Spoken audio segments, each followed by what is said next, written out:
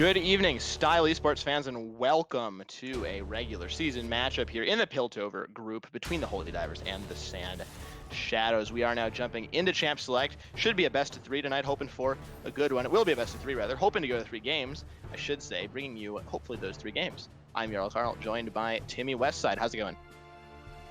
Pretty good, Carl. Thank you for asking. Excited for these, hopefully, like you said, 3-game series. So we'll see what they decide to pick up here in the first draft. They did pro draft this, so it's going to be in the order. So we are going to get an Olaf top here. We were not sure if we were going to get an Olaf or a Jarvan, as we'll see in a second. We weren't sure which was going to go top, which was going to go jungle. And yeah, so far, looks like a lot of wombo combo from both sides. We get the Orange Zac, just a lot of good team fighting, good engage, and same with Holy Divers on blue. They're gonna have that Jarvan and Lysandras for a lot of CC and lockup. Yeah, there's a lot of strong picks going either direction here for both teams. So a lot of power picks, a lot of broken champions coming through. Very meta-focused game, with probably the exception of that Olaf top, right? Not something that we see all too often, but may have been prepared here with Spartan Might, or this just team in general, for this Ornn matchup. So maybe something that they have been practicing, or just something that they want to, try out. Maybe they're just a for-fun team. We're not quite sure on that one. So we'll see how it works out for them here as we get into some more bans. But the bot lanes are going to just continue with that meta focus. It's going to be a Misfortune Leona for the Holy Divers and a Xayah Nautilus for the SandShadows. So 2 very, very strong team fighting teams. Just really teams that want to be going head to head. These are not split pushing teams. These teams want to fight. Yeah, going to be interesting how they decide to play out these team fights. It seems like whoever gets ahead first and is able to just force the team fights early is probably going to have the better chance of winning this game. And we were mentioning the Olaf top. So I don't really know a lot about Olaf top. Not a very popular top champion. But I think maybe into Ornn, this could actually be like one of those good niche counter picks. You have the true damage on his E, which is obviously very good into the Ornn matchup. He's probably going to be rushing his Sunfire cape, but also the extra damage with the low health, just being able to shred through the Ornn, and depending on what Olaf decides to go first, probably going to be rushing a Black Cleaver just to get that movement speed and the armor shred. What actually could potentially be doing a lot of damage to the Ornn, and with ganks coming through, potentially see a couple kills up there. So we'll have to take a look at what this Olaf decides to do early game into this matchup, because I don't think I've really seen an Olaf into Ornn at all, really. A lot of value from the ultimate too. Ragnarok coming through against this team, able to get away from the crowd control on every member. Vladimir just the slow, but other than that, all 4 members of SandShadows, excluding that Bloodman, do have some form of hard crowd control. So a lot of value should be coming with Ragnarok through in this game for that top laner. Again, very nice pick. Kind of reminds me of the Hecarim that we saw pulled out. I don't remember actually how long ago. It seems like a while ago now, as kind of a counter to 8-Trucks up in the top lane. I believe Licorice was a big pioneer of that one. So kind of interesting to see more of a niche counter pick. I feel like I've seen this matchup before. I don't remember anything else besides that premonition that I have about it. So that's all I got for you fine folks. But I feel like this is an interesting idea. I like Olaf a lot. I think this is a good pick. We'll see if it works out for him. Early game might be a little bit suspect if he gets camped by AJ and hit her up in the top lane. Might, if he gets far behind, it might just kind of not work and just fall flat. So we'll see how Spartan Might does in that early game to try to keep himself alive. The rest of his team has a lot of tools to get away. Misfortune has the Strut, Lysandra has the Claw of Doom, Jarvan the Flag and Drag. So, Misfortune probably the weakest link mobility-wise, but we'll see if she's able to keep herself safe. Has the Leona for peel. Just a lot of peel also on this team. Leona has the crowd control. Lysandra has a lot of hard CC. So it's a very crowd control heavy game. And like we were saying, I think the snowball will just kind of reign supreme here. Whoever gets that early game lead, I would be hard-pressed to see them giving it up. If they play it correctly. That being said, there's a lot of pick potential for both of these teams too to try to get back in the game. So, I think with optimal play, it's probably going to go in favor of whoever gets that early lead. If there's starting to be some throws, both teams are able to capitalize very easily. Yeah, definitely the team that gets ahead early will definitely probably have a lot better chance to win just based on the team fighting prowess of both sides. But the Olaf, also, if he falls behind, that could potentially be very bad for Holy Divers, because Olaf is one of those champs where he's basically just by existing, just ends up falling behind. He's like one of the champs that he's probably, along with Jace, he's probably like one of the least scaling champs in the game, where you get to late game, Olaf is pretty much a minion at that point. He's not very useful. You just kill him when he ultimates because he loses so much of his armor. So if Holy Divers ends up falling behind on the top side, it's definitely gonna be difficult for them to come back. So I think definitely you want to make sure you keep your Olaf ahead, you get him a couple kills, and then you can start spreading his pressure across the map, because Olaf definitely can split push pretty well too. If he ends up running teleport, he might end up running the ignite. I don't really know if Spartan decides maybe he can get a couple kills in one with ignite if he gets a couple ganks, and that could also really help snowball the lead. So we'll see what he decides to run there summoner-wise. But I think Olaf is a huge caveat towards Holy Diver's team comp working out well, because if he falls too far behind, it's going to be really difficult for him to do anything in team fights. I think he will go with the teleport. I think that would be the smart choice. Him and Lysandre, you'll have that double teleport, and should be able to get a little bit of a split push going. Again, if Olaf gets ahead, the split push should be quite strong. If he's not really ahead and not able to 1v1 the Ornn, there's just not as much point for it, as he is, a reasonably strong team fighter until you get a little bit later in the game. So I think this champion does certainly have merit in this game and could do quite well. For their team, if they do get ahead. Again, there's just so many caveats here. All these champions are, so good if they're fed, right? But if they get a little bit farther behind, it's just not as useful. Lysandre going in, if she's 0-3, she doesn't do any damage. Who really cares that she's ulted herself? Yeah, there's a slow field, but what else is that really going to do for you, right? So so much onus on the early game. We'll see how the early game develops, and I would expect to see that, from the word go, probably from level 2 advantage in bot lane. I think we likely will see a fight with whoever gets level 2 first, just engaging that, trying to get first blood. And I don't want to say we could decide the game then, but I think we could kind of decide the tone of the early game if that level 2 fight comes out, if a couple of kills get picked up or just summoners blown, just because of how much tempo that's going to give for the winning side for the bot lane and trying to get that dragon. Yeah, and speaking of bot lane, something I didn't point out was the Nautilus into MF matchup. Something that'll be really nice for SandShadows here is, even in team fights, if someone does get wombo comboed by the Leona Jarvan, just you know go in and just do a ton of CC. Jarvan can Nautilus can thankfully just ult the MF and potentially stop her ulti after the maybe only a couple channels, which will definitely mitigate a lot of Holy Diver's team fight threat. So MF probably won't be voting Edge Knight this game either, so that's not going to work either. So just having that guaranteed CC ability and just being able to stop what's going to be a lot of Holy Diver's team fight threat will definitely help. And also Xayah running Cleanse here into the Leona, she definitely knows that she's going to be getting hit with a lot of CC in lane and also in team fights with Lysandre there. So I think that's definitely a very smart pickup for Fallen, just giving him a little more survivability throughout the game, especially on top of his ultimate with the Cleanse.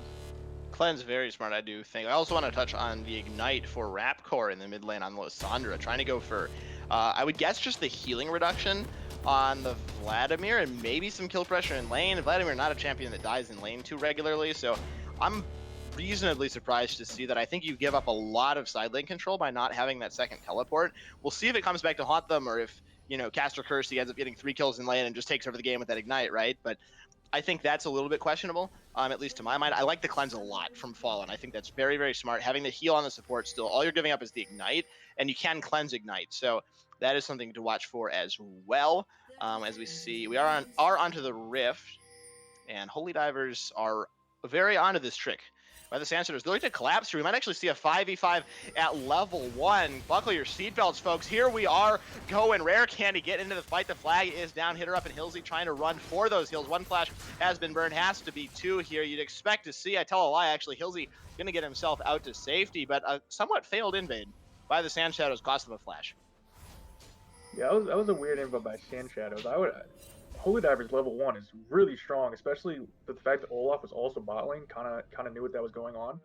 Olaf, Leona, and MF has the extra damage with her passive, which is really good level 1 too if she doesn't get CC'd, and the Jarvan attack speed on the flag is also super helpful. Holy Divers level 1 is, I think, a lot stronger than SandShadows. So the fact that they got caught out there, that flash top lane can be big, because we said this matchup top lane with the Olaf is if he's able to get a couple solo kills, that can really swing this matchup one way. So we'll see what he ends up doing to take advantage of that. Absolutely, we'll see if that flash does make any difference in the end, or if it's just simply a talking point, as both trailers are going to start off with their respective red buffs. And I want to watch for the bot lane here early. Every summoner is still available from that early fight. A nice push so far by the Holy Divers could be telling of that level 2 advantage coming through. We might see a double up hit onto Fall, and looks like not quite. yet. Actually has the strut on Misfortune level 1, so no double up available. They're getting love tap in though, and level 2 will be hit by the Holy Divers. I want to see if they're going to try to push this lead. I think you're a little bit crazy not to. I'm surprised they're not pushing for level 2. Maybe just trying to deny, but you're not going to be able to not deny with that big of a wave. Stolen is in the area though. You're going to get level 2 here. Not quite sure what they're doing. Yeah, they definitely should have just kept pushing the minions there. Get the 9 minions, that's what gets level 2, and we're going to have a Jarvan invade the... AJ, pretty sad about that one. Team is collapsing there for Stolen. Holy Divers making a strong push into the jungle. Looks like they're gonna just going to get this blue buff without really any contest. AJ just deciding to give that one up. He's gonna get 3 buffed here. Pretty unfortunate start here for the Zac. Good start there by the Jarvan. Bot lane had a ton of pressure there, so even though they didn't push as optimally as they probably should have, they were still able to be the first to roam, and Zac doesn't even beat Jarvan level 2 anyway, and then on top of the fact that Leona and NF are both coming, it's definitely just, you know, take the 3 buff loss, but it's better than dying and also losing your blue buff there, so definitely the right play by Zac. Yeah, and the passive too would have been lost there, as would have been quite a disaster if he goes down. Top lane, a little bit of fighting going on there, just going to keep going toe to toe here. Spartan might really pushing in, trying to force that advantage. I guess he knew Zac wasn't in the area, right? Because they invaded the blue. So free to push up as the Scuttle Crab might be contested here. AJ still only level 2. He's just getting bullied off of this crab as well. Spartan might not going to take it, going to save it for his jungler, but a nice denial there on the Zac once again. Yeah, all 3 lanes of Holy Divers are pushing in, which just makes the Jarvan's job way easier. Just the fact that you have 3 winning lanes this early in the game just makes Zac life really hell. And the other issue with Zac is Zac's a champion that really wants to be able to come and gank in places where you usually don't have vision. So he'll like to jump over raptor walls and over the bush near bot lane, or from dry bush or the other bush, just because that's not something where you usually have wards. But the fact that they're able to get those pushing waves and just being able to spot out the Zac is really going to help them keep these lanes ahead. Absolutely going to do wonders for them, you have to think here. In the bot lane, very aggressive stance, really by all these laners. But very aggressive there by the Misfortune, just kind of running in, saying, I dare you to hook me. We win that fight. Stolen down the top lane. Kind of a failed gank there. He gets the little dash out to hit her up, but not a whole lot else. Yeah, Ornn is low on mana here.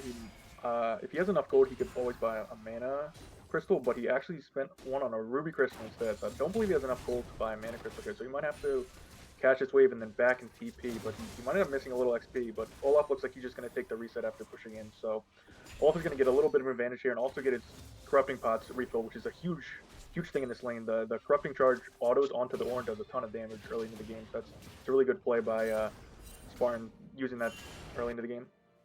Kindle Gem picked up for Spartan Might there, trying to get himself a little bit more health and some cooldown reduction, I believe. Yeah, 10% on that item. Just going to help him throw out those undertows with even more frequency, as we've been seeing him do up in the top lane.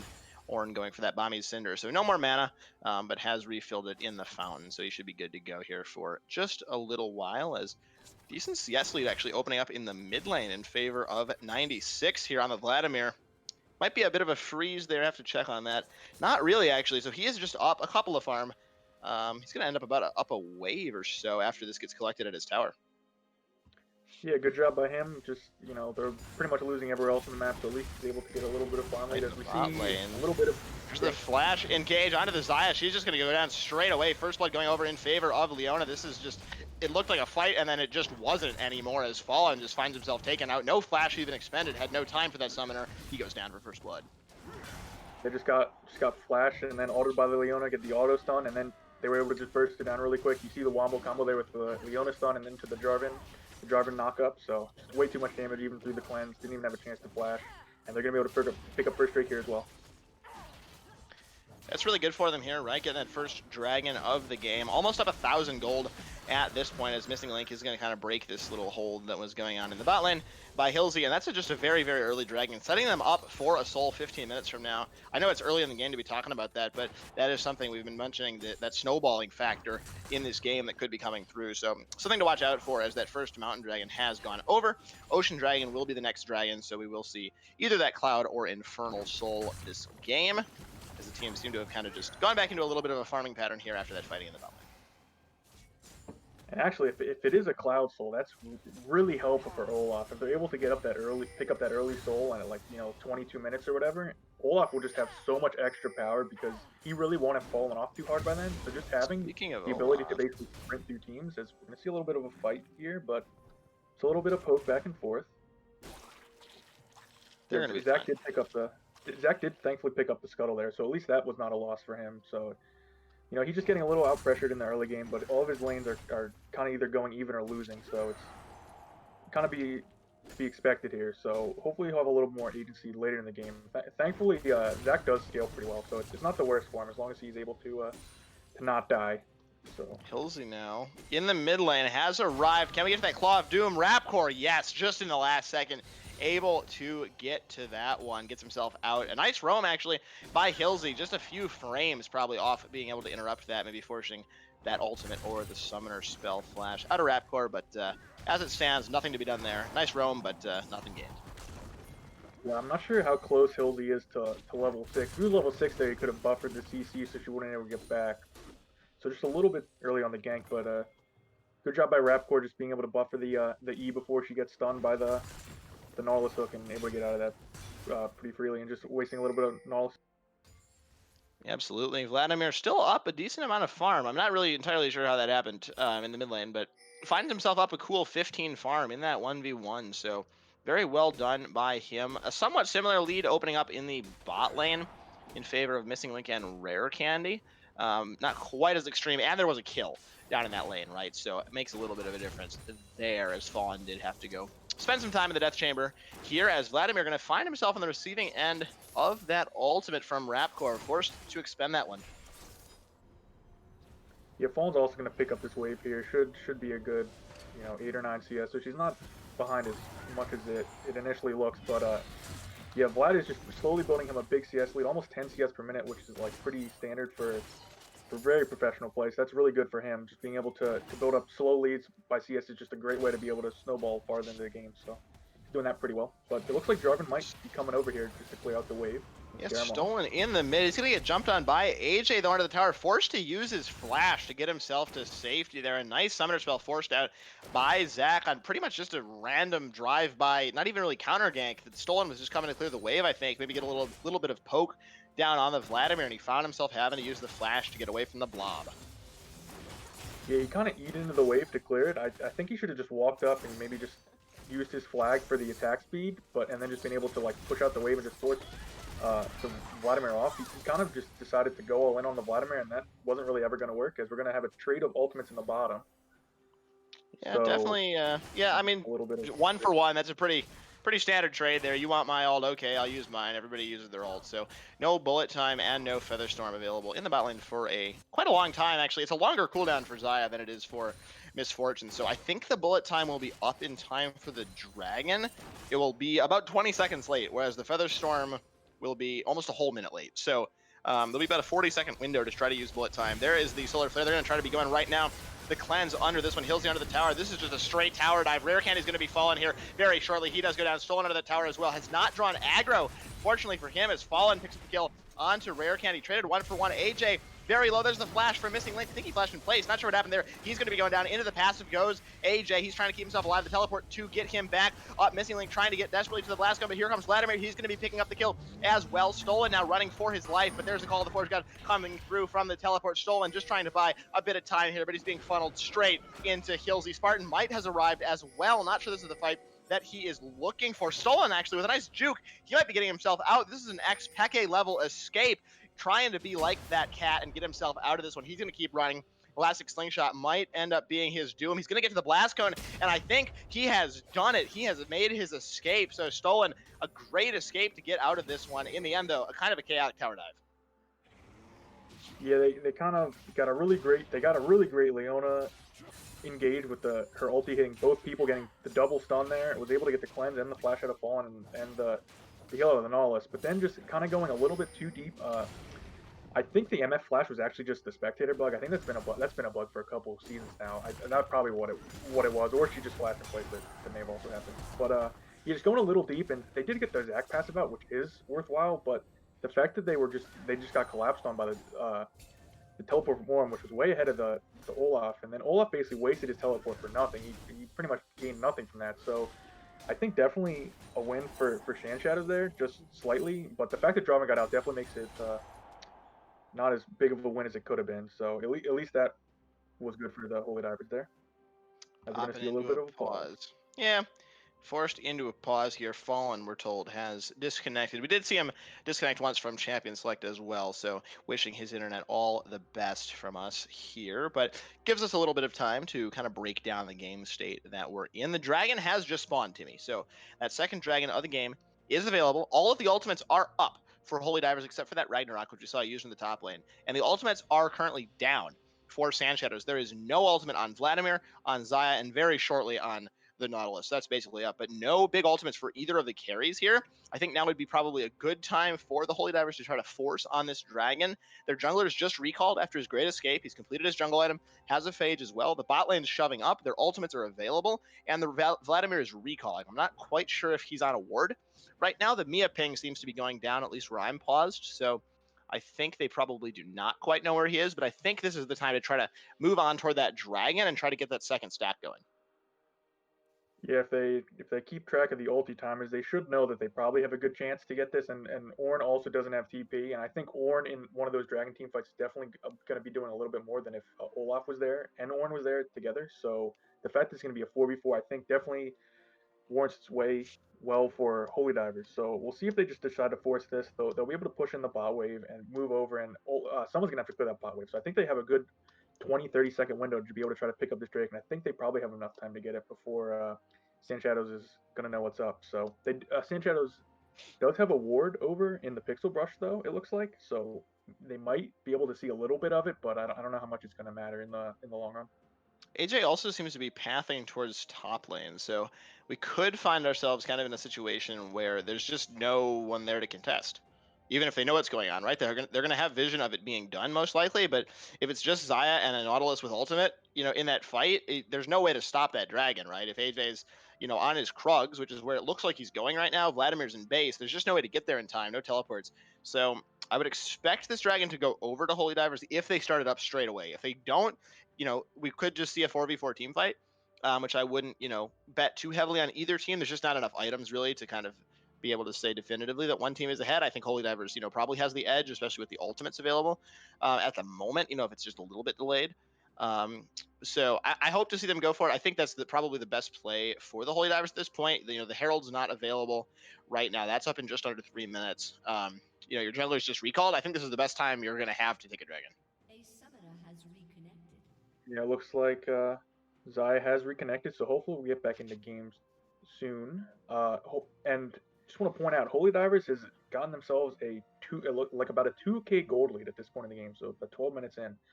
So this is just really going well for them. Just the fact that Drum was able to live there and survive and not give up that shutdown is just inherently a lot of value. And same with, remember, they were able to thankfully get those couple turret plates bot lane when they used the Herald in that dive play. So another thing I did not mention. So that's just like, a little bit more gold in their pockets. And the fact that this Olaf is so far ahead of this Ornn, even though he was a little late to that bot lane play, as looks like the game's going to start up again. The fact that he's up about 20 CS and also just able to push in the one the entire time. The fact that he's not falling behind is really good for Holy Divers as they scale up into the mid game. They are moving on to that dragon, just like I had said I hoped to see. They go straight away onto that dragon. There is no Zac there to stop them. He's up in the top lane. Might see a bit of action on that one. As the dragon goes over, that is up in another 5 minutes, of course. We'll get the soul here. That's going to be an infernal soul on this one. We're going to see a gank in the top lane. A nice flash from with Spartan Mike. Going to get pulled back in, I should say, with that stretching strike. Backs himself off. Doesn't have the ultimate. Doesn't even need it in the top lane. He gets himself to safety. No harm, no foul, and that dragon went over to Holy Divers, as we might see a Holy Dive in the bot lane. Fallen and Hillsy now running for the hills. The puns are just coming through thick and fast on this situation. Turns out no dive to be had, Holy or otherwise. Might see a fight though. Hillsy trying to go in with that dredge line, but not quite enough to win the day out for him here, so everybody just kind of backs up. Yeah, so going back to that gank top, what Holy Divers should have done there is they should have told Olaf to back off a little bit. They did not know where Zac was, as he seems to jump in the mid lane, but doesn't look like he's going to get anything done. They should have told Olaf to back off a bit. They did not know where Zach was. They didn't know if he was coming to Dragon. They probably assumed he was going to try to contest Dragon, but the fact that they didn't have vision on him, they definitely should have just told Zach, Olaf, hey, back up. We don't know where Zach is. All 4 of us are bot lane. There's no way we can get up there to help you. So probably could have just easily saved his flash there, and that could maybe come back to bite him in the butt in a few minutes.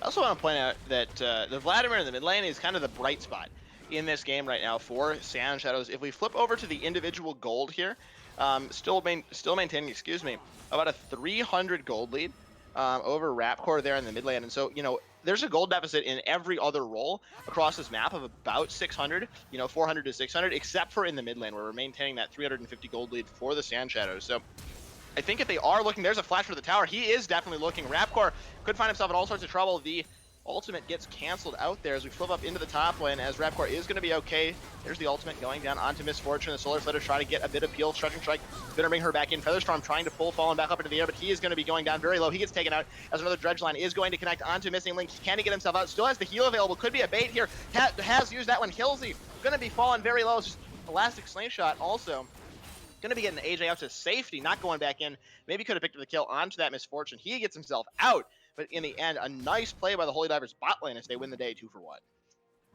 Yeah, they were just not able to finish out the MF there. And she actually ended up buffering her ultimate right as she got stunned by, I think, a Xayah Feather. So she wasn't even able to get any damage off of that, and they still won the team fight like that.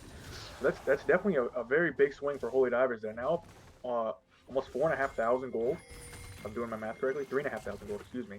So just yeah, just another really good team fight by them. The fact that Jarvan is able to survive these team fights and just able to pump out so much damage, especially with the extra flag attack speed bonus, just able to pump out a bunch of damage there. And Denolis didn't seem to think his health was as low until all of a sudden he was just kind of dead. So you know, this Jarvan is very scary, and he will do a lot of damage. He's not going, you know, Cinderhall tank Jarvan. He's going Warrior Black Cleaver, so he will be pumping out damage until he falls off a little bit later in the game, as they're just going to get the Rift Field pick up here too. So this is a huge swing for Holy Divers early into the game. That Herald does go over in favor of the Holy Divers. They're going to be using it up straight away here in the mid lane. Blue team summon the Herald, but there is the call of the Forge God coming through. Stolen could find himself in all sorts of trouble. He gets shut down straight away by the Vladimir. 96 in the mid lane. He is turning up 100 on this one, getting that shutdown. 2-0 now for the Vladimir, up over 1,000 gold here.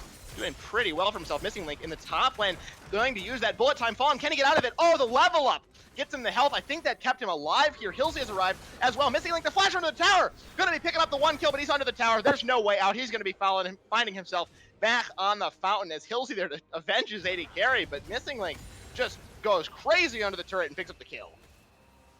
Yes, that's probably worth for Missing Link there, just for the fact that Xayah did miss all that XP. That was a huge wave under tower that she's now missing, so probably worth even with the flash, because MF, even with flash, can easily get CC chain in team fights, so that might not come back to bite her. So we'll have to see if SandShadows can punish that later into the game. And yeah, Vlad getting that shutdown on Jarvan, just a huge amount of gold going into his pocket, and this Vlad is now very scary, up to 20 CS. It has his completed Spellbinder.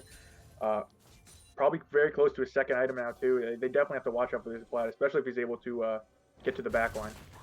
Yeah, absolutely. He is just really the only threat on this team, I think it's fair to say, at this point in the game. So we'll see what he's able to get done. This Dragon's up in 15 seconds. I want to look at the flashes right now. Hilsey, no flash. The Vladimir, no flash. The Zac, no flash. On the other side, there is no flash on the AD carry and the jungler. So both AD carries, or one AD carry not having it, one support not having it. A little bit of a mismatch here on the flashes, but watch for that as we go into this fight. The ultimate's bullet time not quite available. The Featherstorm is available. No Call of the Forge God or Depth Charge yet available either. So the crowd control ultimates for SandShadows not quite available. I think you do want to fight right now if you are the Holy Divers, but of course may not have those timers exactly like we do. Of course, we do have that Spectator client. So this Dragon has been started up here. Stolen looking to go in, but he is on a ward. He might just get, might try to get killed over the wall. He might just go in for the steal here. See how it works out. There is the engagement. Red team has picked up the Dragon. SandShadows going that way, but the fight going fully in favor of the Holy Divers. A disconnection in the middle of the fight might have made a difference on that one. The Vladimir can't get any damage done. He's going to be going down as well. Spartan might pick up the kill on the AD carry. It's an ace, 5-0 in favor of the Holy Divers. They lose the Dragon, but they win the fight as the pause then comes through. Yeah, the DC, I don't know how much it affected the Xayah. She did just get ulted by the Leon and then CC chain for pretty much the entire time. So I don't know how much that did affect it. I guess she would have been able to cleanse flash. Maybe would have made a little bit of difference. Thankfully, they were able to pick up the dragon there. Ornn did secure it. It wasn't even the smite of Zac or Jarvan there. So I guess at least that's something good for SandShadows. And thankfully, also, they did lose this team fight really hard, but thankfully it's before 20 minutes. So they're not going to lose a Baron here. They didn't lose the Dragon. They're pretty much probably going to lose mid tower, maybe inhib tower, but probably not much else. So we'll see what they decide to do once the unpause comes. But yeah, 5K goal lead already. This is what we were talking about. If one team gets ahead, they just destroy the other team in team fights, as you see right there. So we'll see what Holy Divers decides to do to keep snowballing this game. I think that's also, that fight. If you look at the dead champions now on the side of your screen, the ultimates are up. For the Ornn, for the Xayah, for the Nautilus. I should say that depth charge coming through. And all those ultimates were not available right as that fight started, right? They didn't have those key crowd control ultimates available. We talked about it just before the start of the fight. Those ultimates coming up in fight really makes it a lot harder for the team to win that than if you can use them to set up, right? And you don't think of an Ornn ultimate as a middle of the fight ultimate. That's a start of the fight. Let's go. Let's get people out of here. Let's start this fight off. The same with the Nautilus, right? You want to interrupt that bullet time. You want to be interrupting somebody from killing you. You don't want to be using it right at the end to chase somebody down. That's not what the ultimate is designed to do. And so really unfortunate ultimate timing. Also that disconnect, not able to get the Featherstorm off, not able to use either Summoner. Pretty unfortunate they're coming through for Fallen.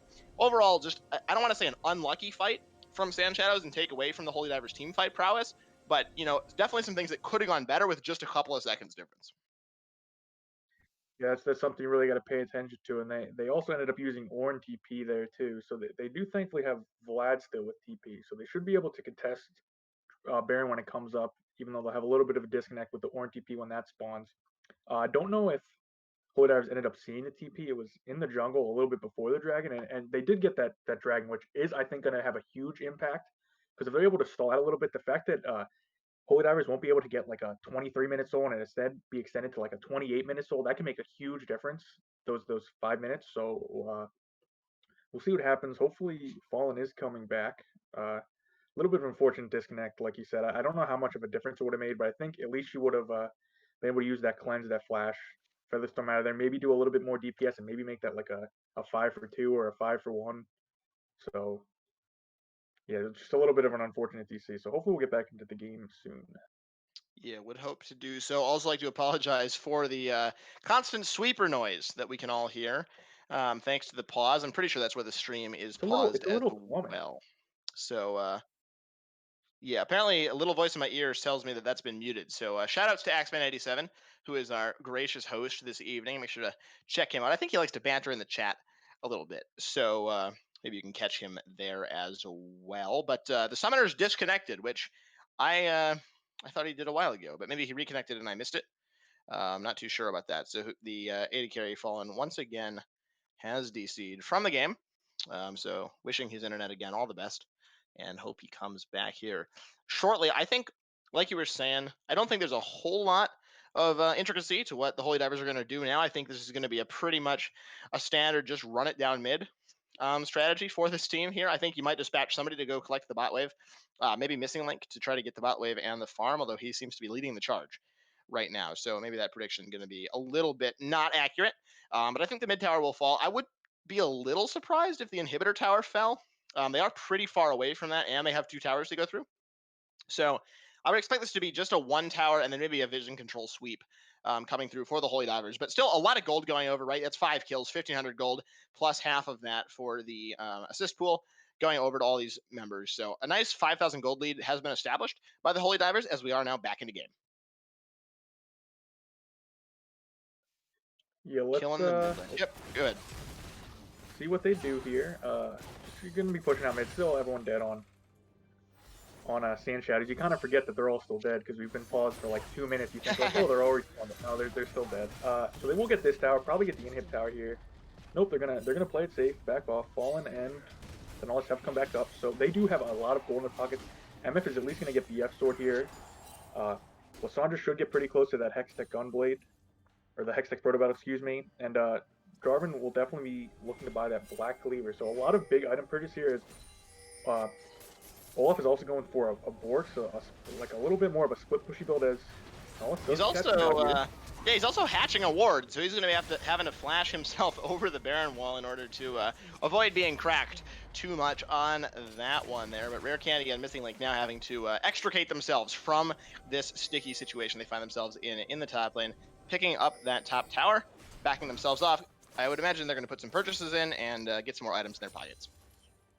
Now that they have this big gold swing, they definitely just want to get some wards around Baron. Just try to keep the vision control around there, you know, optimal, so they're able to see if there's any little sneaky Baron plays from SandShadows, which I don't really foresee.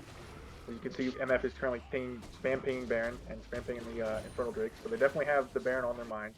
So now with all these big purchases, they definitely just want to be able to control the vision around there and then potentially force SandShadows into a team fight. If they're able to just go to Baron and, you know, start hitting the Baron, and then right when SandShadows come in, they just force a team fight, they will easily win a team fight as long as they don't get, you know, one shot by the Vladimir or any like disasters happen. So definitely want to see them look to try to force a team fight around the Baron here. That's easily pretty easily way for them to close out the game pretty early here. Vladimir is that main threat, and he has flash. So the Vladimir has flash. All the flash is available for the SandShadows. No flash on Missing Link. This immobile AD carry is even more so at this point. None on Olaf as well. So the backline of the SandShadows should be a little bit safer, and the backline of the Holy Divers is even a little bit more scared of this one. So the Vladimir arriving in the backline, maybe also with the Zac with the Let's Bounce, a lot of disruption possible in the backline. That flash for Missing Link is up in just a few seconds, I think a little bit less than a minute.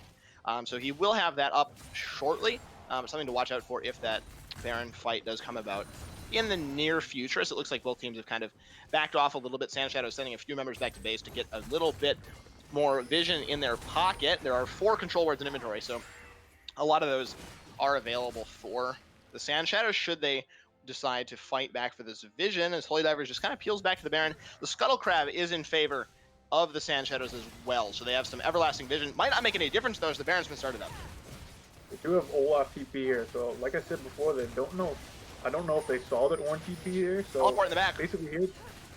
Oh, they are going to TP in. Vlad is going to. Yeah, that's Vladimir in the backline. Hate to cut you off, Timmy, but Vladimir, that's a scary Bloodman. Missing Link, his flash is back available by Amahilo as well. The Vladimir going to follow there. 96 going straight to 100. Once again, has the shutdown picked up onto Missing Link. Solar Flare comes down as Vladimir is going to fall as well. Going to be followed shortly by Zac there as Hillsy now trying to get himself out, but he just can't do it. He's going to be taken out as well. And a good teleport just turned into disaster as the fight continued there. Everything Vladimir had was blown on Missing Link. Sure, he goes down, but the rest of his team does suffer 3-for-1 in the team fight for Holy Divers.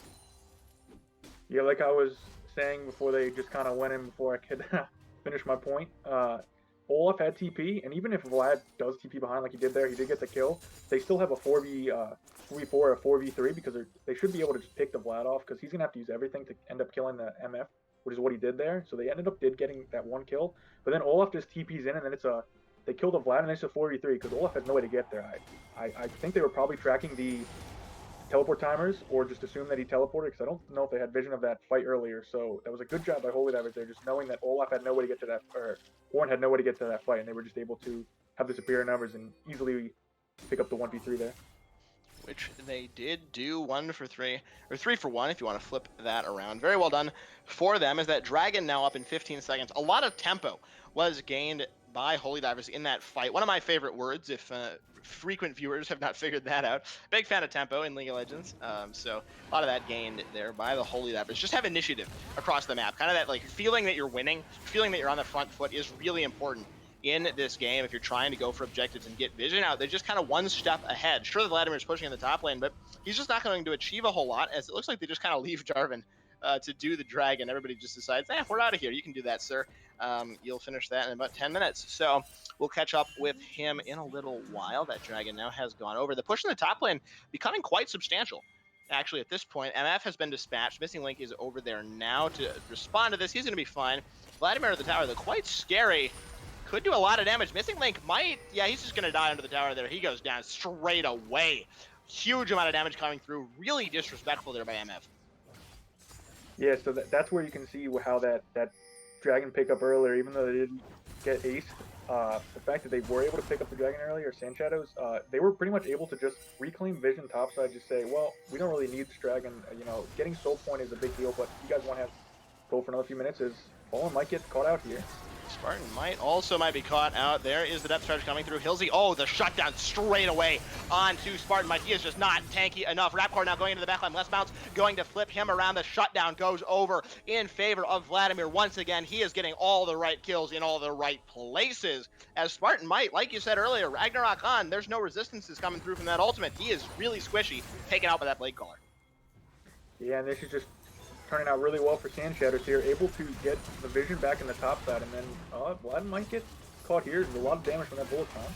Might see a fight though. Call of the Forge Guy comes out, I think, for just a bit of disengage, but there's the Solar Flare comes down. No way to reactivate that ultimate from Ornn. He goes unstoppable, but he is going to be stopped. The game is lying to you. Rare Candy picking up the kill on to hit her up. 0-2 now, and just a little bit of an overstay, I think, there by the SandShadows. Is a nice bullet time as well. Brought them to justice. Yeah, we're able to get the mid tower there, but also losing the Ornn. So a 2v2 in the extended trade, but now they also lose all this vision they were able to get by giving up the Drake. So all that vision and the top pressure they were able to get earlier, now they're just gonna Holy Divers just start with the Baron here, and we'll see if SandShadows can respond. Baron has been started up. Teleport is available on Ornn in 10 seconds if they want to go for this. So this can still be a 5 versus 5. Flash is not available on those carries. There's the engage, not going to be able to steal the Baron. That does go over to Holy Divers. Rare Candy just zoning control in the back line. Does not have a nice flash over the wall to keep himself safe as AJ goes down. A killing spree now for Jarvan the Fourth, stolen on that one. 7-1-8, doing very well for himself in this game as the Baron goes over to Holy Divers. They pick up the kill as well. Yeah, Lift's going to pick up this blue buff here. Olaf's going to clear top save wave. They're all going to reset, spend a lot of the gold they have in their pockets, and look to just push down mid for the end here. I think that Baron steal was pretty much the last chance for SandShadows unless they win a nice team fight, but we will see. But you know, it looks like a pretty convincing end of game for Holy Divers here. We'll see if SandShadows can maybe put up a little bit of a fight, but the tempo, like you were saying earlier, is definitely going Holy Divers' favor. So yeah, should just be a clean 5-on-5 team fight. As actually Olaf is staying top lane, so we'll see if he gets caught out here as Fallen DC'd again. One more disconnect here. Fallen gonna find himself back down there as voice in my ear once again telling me there's 7 minutes of pause time remaining. Each side does get 15 minutes of pause time here in the league before I believe the game just has to go unpaused. Could be wrong about that one. So maybe we'll see the 4v5. I mean, like, you know, it's been done before. Not very frequently. Seems pretty unlikely, but the Vladimir does have flash. I want to point that out before when we get back into the next team fight, excuse me. Does have flash, can try to threaten the backline. I think it's just a great play by Vladimir, is the only way back into this game by way of winning a team fight. Yeah, and I think that's pretty much the only way to get back into the game at this point. The Baron buff's just too strong to push. You're not really going to be able to split push with anybody. You know, maybe Vladimir to side lane, but I think it really has to be some kind of flash, you know, flash hemo play, transfusion, you know, blood everywhere in the backline and just kill a couple of members instantly. Kind of like we saw him do under the turret against Missing Link, but to 2 or 3 members. And I think that's the only way they're going to win a team fight. I don't say it because it's very likely, but I think that's how they get back in. Yeah, the issue with that, though, is who besides MF is he really going to be able to one-shot? I mean, Lissandra has her ulti. Jarvan is very tanky. Olaf, as long as he's not ulting, is still pretty tanky with the extra health from Black Cleaver. Leona with the Gargoyle Stoneplate is pretty tanky. It's definitely got to be, you know, partly a great play by Vladimir, but you also have to have a little bit of a misplay by Holy Divers to let that happen. So I think, you know, besides that, and maybe if they get a nice ulti by the Nihilist able to cancel out the bullet time, if they're able to mitigate all that damage, maybe there's a chance. But yeah, definitely would have to be a little bit of give and take, and Holy Divers definitely have to have a little bit of a throw for that to happen, as I think we're going to get unpaused here. It looks like Fallen has gone back in the game, so hopefully I'm correct in that statement. I hope you are. I have bad news. He has disconnected once again. Well, so it says it's resuming, and we okay. And nobody knows what's going on anymore. The game is just going of its own volition. I will say, very interestingly, in the half a second we were on pause, my camera switched, so I'm now in the top lane as opposed to being in the mid lane. I don't know if the stream's paused. Let's check. It is in the top lane once again, so very exciting. There's a lot of ranged minions. You can kind of see that going on, so that's fun. As we are now back into the game, I'm told, and it looks like we're going to remain that way. So that's pretty exciting. We're back into the game. Spartan might be finding himself no longer in the game if he gets taken out under this tower. Although he's pretty tanky, so this might not work out. Okay, he's not tanky at all. He's taken out moving back into the mid lane. Hit her up. That is actually a tanky champion. Ornn getting himself out of this one, but a little bit of an overstay there by with Spartan Might. Does pick up the tower, but it cost him his life. He ulted as he was in the middle of being knocked up. Is this another? Got another fight coming through. Missing Link has picked up the kill onto the jungler. Call the Forge God. Not very effective as the Vladimir has arrived now in the fight. Does he have the flash and the Hemoplague? There's the flash. There's the Hemoplague in the background. Missing Link going to be going down as soon as that does proc. Rapcore has picked up the kill onto Ornn in the backside. Can Vladimir? No, he cannot. 96 taken out of this one. It's a double kill. It's a triple kill for Rapcore as they clean up that fight. It's an ace in favor of the Holy Divers. They lose their AD carry once again, but it's just the sacrifice that has to be paid. Essentially, the Vladimir tax coming through as they are now on to the inhibitor. This should be your game-ending push. It is actually only 5 seconds on AJ now, so this could be quite close here for themselves. Teleport coming in with Spartan Might has now respawned. The first Nexus Tower is down. They have 2 creeps left. There's the Home Guard coming through. Elastic Slingshot going to jump himself in. There's the Hex Trigger proc onto Stolen. They're desperately on towards the Nexus now. Nautilus has respawned as well. Nexus is down to half HP. What can they do to try to stop this? There's the Claw to get himself a bit more distance. Down to 10%, down to 5%. It is taken out. Holy Divers pick up the game number 1 and go 1-0 in this series over the SandShadows. Yep, good win for Holy Divers there, able to just close it out pretty cleanly, and even with the 4v5 at the end, able to hard win the team fight, even though Vlad was able to get to the back line and kill Missing Link again, just wasn't able to stop the Lysandra there, so, you know, basically how we said it was going to end. Vlad tried his best, he really did, he almost had it there. If he was just able to kill Lysandra, maybe there was a chance, but not quite, so good win for Holy Divers in Game 1. Yeah, for sure. They played really well throughout. Just a pretty clean game. They got ahead. They started winning these fights. And Missing Link, you know, you got to feel bad for him, right? And all these fights is just a focus target for the Vladimir. And not a whole lot he could do about that, right? Even when he had Flash, you know, they were pretty much synced the whole game. Every time Vlad had Flash, it was always onto MF. So not quite what he was hoping for, but, you know, sometimes that's what you have to do when you are an AD carry, especially we were talking before air a little bit about the failings of AD carry these days. So sometimes you just have to soak some damage and kind of let your team win. But, you know, his team definitely, you know, had it in spades. Stolen and Rapcore doing very well for themselves, just carrying this game for their team. Well, Missing Link did a ton of damage this game anyway, most damage in the game, and was close behind him too. So the fact that even though he did die a couple times, he didn't have the best goal line, 3 and 5, he definitely did a lot of damage for the team. Just those ultis really coming through clutch towards the end of the game, and even when he did die to Vladimir at the end, he was able to get a huge ulti off just to basically win his team the team fight. So, you know, MF at least coming through in that regard. That's something that is very good about MF these days. So even though she does die very quickly, you're able to get a really nice ulti off. You can pretty much win a team fight even if you do end up dying. So, definitely the right play by him, and a good win by Holy Divers. Absolutely. That is going to wrap up our coverage of game number 1. We're going to throw it to a short break, and we will be back in just a few minutes with game number 2 here between Holy Divers and SandShadows. Don't touch that browser. We'll be back in just a few.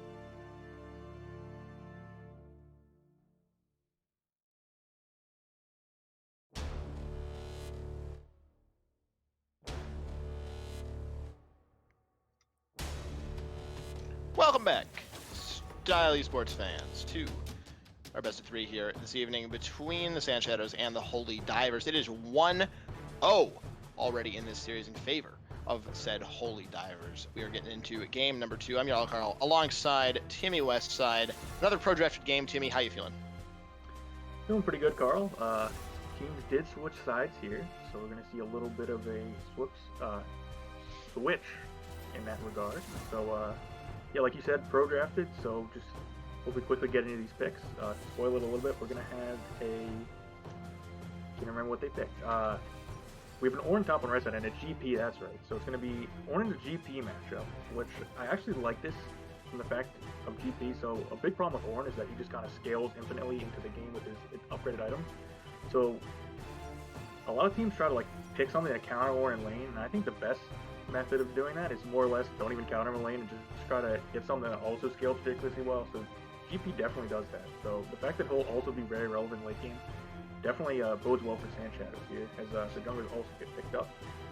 We go into the mid lane picks. Yeah, we've got an Echo, we've got a Jarvan here for these two teams, but I do like that point, picking something late game in the top lane to kind of just scale up, and we've got a nice dodge coming through once again. Hillsy this time, so not too sure about that one. Fallen very happy with himself in the chat, saying it's not me this time, guys.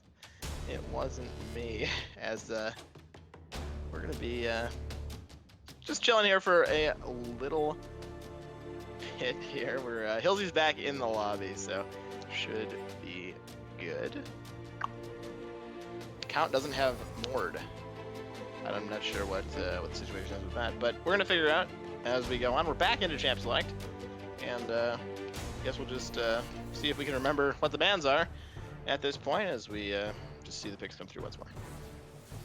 I think he actually dodged so he could purchase more with RP or IP or something, or Blue Essence, I guess, and then he's able to play it. So I think for SandShadows, that's a little bit of a weird. Who knows? Weird strategy there, you know, just backing out, purchasing some RP, and then buying the champ you were going to play that. And the reason you pro draft is so you can have a little champions, and then they don't even have the chance they're going to play. It's a little odd, but you're just getting back in Champ Select here. Going to see the GP, Ornn, Echo, Jarvan, and then the Mordekaiser into Lissandra for the mid picks before the second ban phase. So another matchup that I think actually Lissandra does pretty well on. Thankfully, she's able to kind of stall out the Mordekaiser if she ever gets ulted by him, which I think is very useful. The fact that she'll just be able to kind of survive in his ulti and just stall for time, I think it's definitely a good reason to pick Lissandra here. And yep, there he does have Mord now, so he did somehow pick it up as get into the second ban phase. Huge step in the right direction. Everybody owning their champions. Yeah, said he didn't have it on this account, I think, so not too sure what's going on with the accounts on that one, but should be good to go at this point. Getting into the second ban phase, like you said, just waiting on the bot lane so far. A lot of magic damage in the top side of the map here for the Holy Divers. Lissandra, Echo, and Ornn doing pretty much exclusively magic damage. Might see some early Mercurial treads by the top side of the SandShadows, although not really a real tank up there in the top lane that would be an obvious candidate for those boots. So we'll see how they decide to build coming through, but I think those boots will have a lot of priority in this game. Yeah, I think GP and Mordekaiser will definitely be building the Merc treads earlier, along with the Jarvan. Just that amount of AP damage is easily counterable by the Merc treads. It's definitely very gold efficient. That's one of the reasons why you like to see teams pick a opposite attack style for jungle mid, because the fact that there's jungle usually spend a lot of time around mid, and if you're able to switch up the attack styles, then you just basically are able to get not let the enemy get that free gold efficiency boot item, which is just so cheap early in the game. I think Merc treads also just even a great buy into Lissandra, even if it wasn't an Echo jungle, if it was like a Rek'Sai or something. Just the fact that you'd also have that CC resistance in Lissandra, but the fact that you're basically getting the magic resistance to both mid and jungle, I think is just super gold efficient. I think that's super big for SandShadows early, and should definitely help them be able to snowball a little bit into the game early on. Definitely is quite gold efficient, and something to watch out for coming through in this game is that boot selection. A lot of crowd control coming through also. Echo, Lissandra, Braum, all of them have stuns, so those boots very, very efficient in this game, as well as Legend Tenacity. I would expect to see that on a few members as well. Coming through, probably the Jarvan Misfortune. Maybe. I would be surprised, actually, if Misfortune does decide to go for that rune. Bloodline, a lot more common on that champion at least, but we'll see what they decide to go for. Runes-wise, once we get into that loading screen, for now, we just have that spectator delay that we're stuck on for now. We haven't really talked about the bot lanes a whole lot. We got Misfortune and Morgana up against Ezreal Braum. I think the Ezreal Braum lane probably favored, to my mind. The Braum, basically the shield can block pretty much everything that Misfortune and Morgana want to throw at you. So Braum should be able to take up a lot of damage here, and the Black Shield can get broken by Braum's Q, actually. So that is something to watch out for if Hilsey does not put extra points into that ability. Beyond that first one, probably at level 2 or level 3. So watch out for that interaction as well. And again, it's only one Black Shield, and Braum can put out a lot of stuns pretty quickly. Ezreal able to proc them with his Qs, of course, as well. So interactions to watch out for in the bottom lane when we do get there. But I think the Ezreal Braum, for me, is a little bit favored. Would definitely have to agree. The big thing with Morgana is she's able to lock down one target, but the issue is, so say if Morgana ends up hitting her Q on Braum, and then MF decides to go on Ezreal, well, Ezreal can just freely E away, E out of the ultimate, probably not going to take a lot of damage, even if he is slowed by MF slow, Make It Rain, that's the ability name. So, and then if they end up hitting the Q on the Ezreal, so he's not able to E away, well then your Braum can just jump in front of you and shield you, so you're not going to take much damage there anyway. So it definitely is Ezreal Braum favorite, so this is definitely a good matchup for them, just be able to scale up slowly in the game. Ezreal really doesn't want to fight too much early, so unless they're able to get a nice Braum stun on someone, which probably won't happen as long as Hilsey's able to have his Morgana shields ready for the 4th stun proc, I think that's more important than blocking the slow of Braum. I think blocking his passive is definitely a lot more valuable. So if he's able to do that, it should just be kind of a farm lane, and I think that definitely favors Ezreal Braum as we get later into the game. I would agree with that. Ezreal, scales incredibly well for an AD carry. He's not as much of a traditional just auto attacking AD carry as he is, more of that spellcaster kind of in the Lucian style of carries. That's why he goes for that mana immune build, of course. But scales incredibly well, and I think it's just so much more versatile than something like a Misfortune, right? She's just mostly gonna park and bark, ult in place, and kind of maybe throw in a couple auto attacks, but her main team fight prowess is that ultimate. Whereas Ezreal, has the arcane shifts every couple of seconds to reposition, poke, throw out big swaths of damage, map wide ultimate. So the Ezreal definitely can lay down a lot more damage than the Misfortune can, in things other than the ultimate. And so I think that's something to watch for as we go later on into the game, is just the amount of damage that Ezreal can actually do in a short amount of time. Yeah, and I kind of want to say a little bit of criticism for Holy Divers comp here. I actually really don't like this Echo pickup here. I think that they're kind of doing too much AP damage, and the other issue is that they kind of have they kind of have two sides of the comp, right? They have a nice heal back and team fight front to back comp with Morn and Ezreal, who doesn't really want to E into the team, and then you have Echo and Lissandra, who both kind of want to just dive into the backline and try to do as much damage as possible. So it's kind of conflicting play styles here, and I think the Echo also, just with the AP damage, I'd be fine with Lissandra if you had something that wasn't so go in heavy as Echo is, because with the Jarvan and with the Jarvan just kind of engaging on your team, you don't really need someone to really go in. So I kind of think the Echo, if he's not able to get ahead, might actually be kind of a liability towards Holy Divers team. So we'll see if they play right, and maybe I'll just be completely wrong, but yeah, I don't really like the Echo pick here. That is often the case with Echoes, though. If you do get behind, he's just not the most useful of champions. One of those champions that, like you said, wants to really wants to go in, rather. And if you go in and you don't kill anybody, nobody cares, right? Because you're just going to ult yourself back out once you start taking damage, and then that's the end of that. So, I think he has to kind of get a lead. We might see the teams go toe-to-toe here, though. Once again, if this invade comes through, this could be huge. Looks like we are going to see the 5-man fight. Once again, there's the knockup going, and this is a 5-man level 1 fight. Stolen going forward. Onto hit her up. The stun's coming down, but first blood has been picked up in favor of the Gangplank as the fight continues. Now trading 1-for-1. Lissandra picking up the kill as well. Rapcore has picked up that one. AJ also going to be going for it. It's a 3-for-3 now on this one. Missing Link and Rapcore now trying to get themselves out. A nice passive from the Lissandra to trade back some damage. Missing Link chasing forward as well. Those Qs coming through, but in the end, a chaotic fight goes 2-for-2. I would say that's probably Holy Diver's favorite just for the fact that you had a kill go onto your Ezreal and your Lissandra, and neither Mord or MF got a kill. GP did get a kill there, but one of the kills went over to the Morgana, unfortunately, which will be nice because thankfully everyone was able to get a reset here, which is nice for both sides. They're able to get a few extra items, and now Morgana has this cloth on, which will help her bot lane. But yeah, the fact that you just have yes, and you also have Lissandra with boost. The voice in my ear told me yes.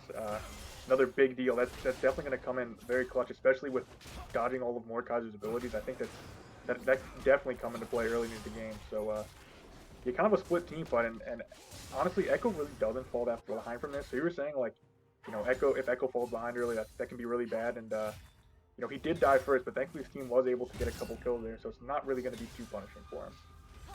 Rapcore going toe to toe in the mid lane. Mordekaiser, one of those champions that can just kind of run at you at level 1, as that's exactly what we just saw there. Doing a lot of damage. Has picked up level 2 now, off of just 4 CS. So some experience going to be a little wonky this game, what with all of that going on in that level 1 fight. Spartan might, his lane opponent got first blood. He doesn't even care. He's just going through a lot of damage. He has level 2. Not sure how he managed to achieve such a strong push there in the top lane. But Hitter Up now kind of stuck under the turret, at least for the time being. And he should be okay, though, once he is able to clear out this wave. Yeah, it looks like Ornn might meet the Jarvan up here. He's just going to get a little bit of a ward. As Echo does know now that Jarvan is topside, so he's going to be able to pick up the Raptors here, and that's really good. Echo really wants to be able to get ahead early with invades, and he doesn't really want to meet Jarvan. I don't think he does too well into the 1v1, especially this early in the game. But if he's just able to, take a little bit of the Jarvan's camps, try to put him a little behind and get a little ahead without really risking too much, that can definitely be extremely valuable for the Echo. Yeah, absolutely. AJ just kind of waiting for that Skull Crab as we see a gank in the mid lane. Might be counter gank out as well. Nice stun. It goes down. Parallel convergence. But there's the flag and drag going forward. Holy Diver's now in a bad spot. Rapcore going to be taken out of that one. Stolen running for his life as well in the top lane. Spartan Mike going to get flashed on. He gets taken out as well. Disaster across the map for the Holy Divers as SandShadows go 2 for 0. Yeah, Stolen barely able to get out of that one. Great counter gank by the Jarvan there. Able to get the double knockup with his EQ combo. That basically sealed the deal for them. And yeah, GP just barely able to get the kill off top side. That's also going to come in very valuable. A little extra, or not the kill, whatever that was. Top side, it was a little bit of a disjointed fight, but yeah, not the best play for Holy Divers there. And now, like you said, Echo falling behind is not good, and this is just going to put him a little farther behind than before. Absolutely. Teleports expended by multiple members throughout the map to get back to lane after that little bit of fighting. Lissandra now down. Quite a lot of CS interrupting the recall there against Mordekaiser, so keeping him in lane for just a little bit longer. I would expect to see his teleport used as well to get him back to lane. Stolen has arrived. Might be trying to go for the repeat. Pulling in Rapcore. That's exactly what Rapcore wanted, though, and the flash forced out in the mid lane. The teleport, too, I would expect off of this recall. A nice gank back for Stolen. Yeah, these have been some really good W's for Stolen. Unfortunately, the first one, they weren't quite able to burst down the Mordekaiser. He does get a lot of tanky stats just from the fact that he gets the shield from his passive, which is very helpful, especially early, just tanking up so much damage when, once all your bursts expended, you really can't do much. Might see a little bit of a gank bot lane now, too.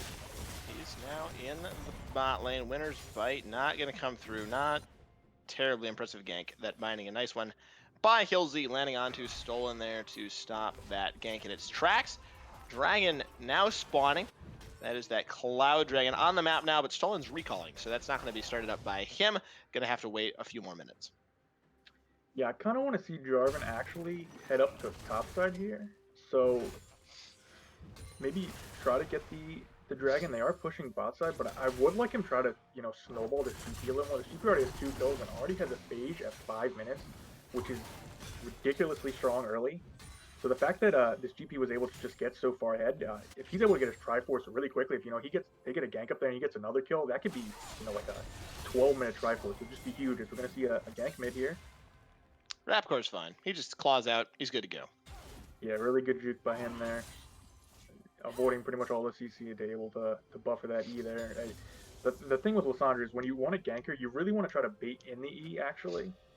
Try to get out her escape abilities, because once you use the E, then it's like prime gank time, as like I said, maybe we'll see a gank top side here. Might free prime gank time up here in the top lane. Call the Forge God has come out. There is the ultimate from GP as well. Not in a great place, and Spartan might, I think, just going to walk himself out to safety. A nice use of the flash on that one as well, getting himself out. Yeah, I can't tell if he ended up calling in the Call of the Forge God before Jarvan EQ'd, as Full Divers are going to be able to pick up the Dragon for free here because they did see Jarvan top side. But I think Jarvan should have saved his EQ combo there for after Ornn was about to get the knockup. If he would have knocked the Ornn up right as the Ornn Ram was coming towards him and he didn't get that double knockup, I think they have a much better chance of being able to kill him there. So I think that was a little bit of a misplay on the Jarvan's part. And it cost him the first Drake. Pretty unfortunate. Dragon did go over, like we were just saying. Lissandra forced to recall once again, down a decent amount of CS. She's down a couple hundred gold only, though, at this point. So has that kill and the assist to try to make up for that a little bit. She's able to get that lost chapter through, which should help her with some of her mana issues that she has been having so far. So in the end, don't think it will be too bad for the Ice Witch in the mid lane, but still down 20 CS, not working out quite like she might have hoped. Yeah, I mean, she was down a lot of CS last game, and was still able to be very relevant in the game, even falling a little bit behind on the compared to the Vladimir. So we'll see if she is able to do that again this game. I think being behind of the Mordekaiser is a little less punishing because she won't get, extremely like one shot right away. Mordekaiser definitely is a little tankier but doesn't have as much burst damage. So Echo is here just to help push out the wave, it looks like, bot lane. Might have been looking for a bit of a gank, but wasn't quite able to find a timing that he did like. So ends up just throwing in the recall. Shouldn't be too bad. Don't think it's going to cost him a whole lot. His camps are up, but no invade coming through or anything like that. So should be just fine for him. Down one camp or so. Going to be down a couple more here in a little bit, but nothing to be too concerned with. As in the bot lane, we see the ultimate now coming through for Fallen. We might see a gank in the mid lane as well. Ratcore trying to get himself out. Going to get put into the Death Realm, but just has that frozen tomb. Able to buy a lot of time. Flash is available too, and the Echo's here as well. He sees the Jarvan right as he goes in. Jarvan going to go under the tower as well. Has to flash himself back to safety. Stolen goes in to try to get a bit of a trade here, but he has no ultimate. No ultimate here for the Echo. Stolen, what can he do except just run for the hills? I don't think he's going to be able to get out. Don't think he's going to be able to pick up the kill. There is the drag, and then the flag in the reverse order, picking up the kill onto Stolen. No ultimate on Echo. Did come back to haunt him here. Moving into the bot lane. Everybody's going to be okay. 2-for-0 once again in favor of SandShadows. Yeah, so like I was saying earlier, with the Lissandra being able to buy a lot of time, she was able to buy a ton of time in the Mord ultimate, thankfully, and was able to kind of stall that out. But then just falling to the Jarvan, and the fact that Jarvan was able to get a little bit ahead earlier, it did come back to haunt the Echo. Not having his ultimate there really did kind of screw him over, and then even flashing in to try to get that kill. And Jarvan actually played that really well. So he's gonna gank top lane here. Good juke. Back to the top lane. This one, I believe, will be successful. There's the spear in the face and the shot from the pistol from Gangplank, picking up that kill, and a nice lead being established now by SandShadows, up 3,500 gold. Only 10 minutes or so into this game. The only thing off the board for them right now is that first dragon. Yeah, like another good gank. Good juke by the Ornn, but not quite able to get out of that one. A little extra damage from the Sheen, and the Jarvan was able to pick that up. And as we see another gank here, this Jarvan is just everywhere in this game, but I don't think this is really going to do too much. Nope, just a little bit of poke damage. But, yeah, no Mordekaiser ult, so no way to really capitalize on that. There was no claw, actually. I'm not sure if they were aware of that when the gank started, but in the end, no harm, no foul. Bot lane, minions being cleared out, pretty even farm down there. They're just kind of chilling. Early boots, actually, for Missing Link. Kind of an interesting choice there. Not something you see all the time, but he has the tier as well to scale up a little bit. This lane, it's pretty hard for anybody to kill anybody in this lane. They're just here for the long haul. Yeah, definitely true.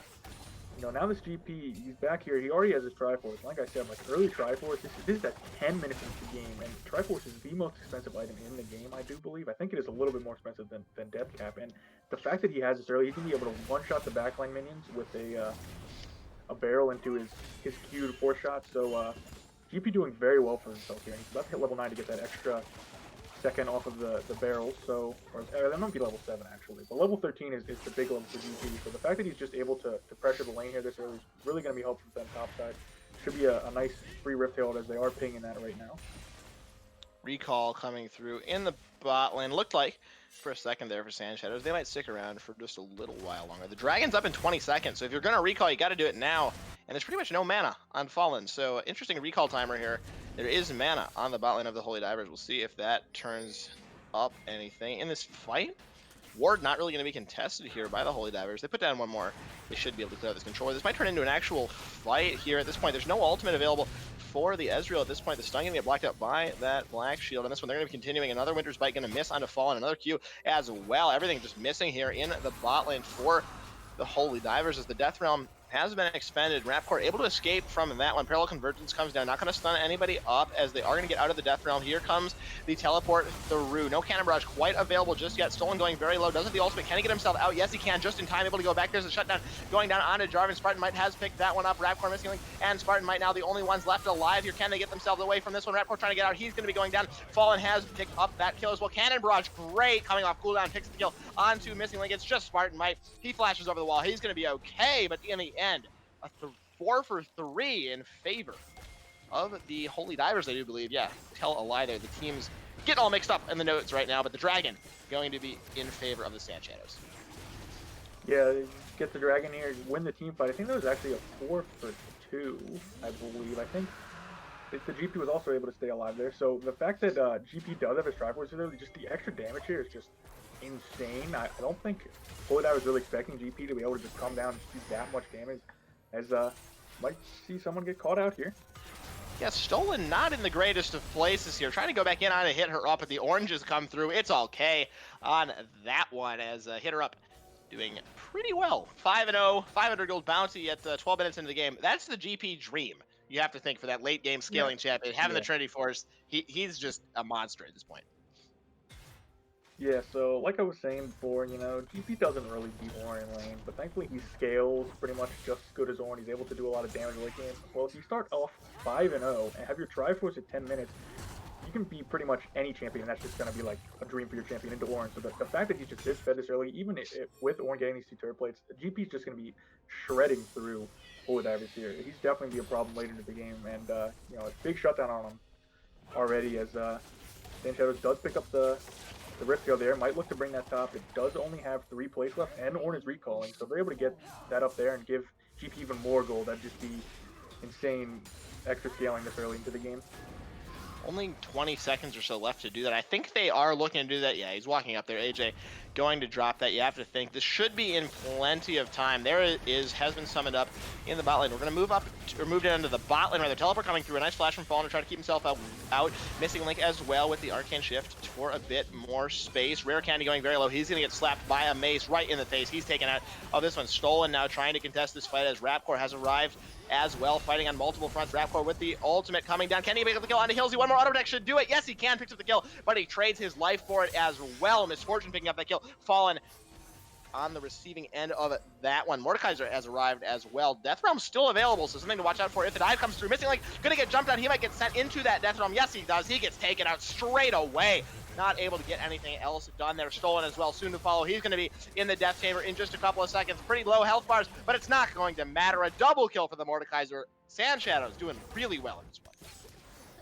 Yeah, Holy Divers are just kind of being a little too aggressive, and this is what you were saying, if Echo ends up falling behind, he's just completely useless, and you can just see here, he goes in, he kind of tickles Mordekaiser.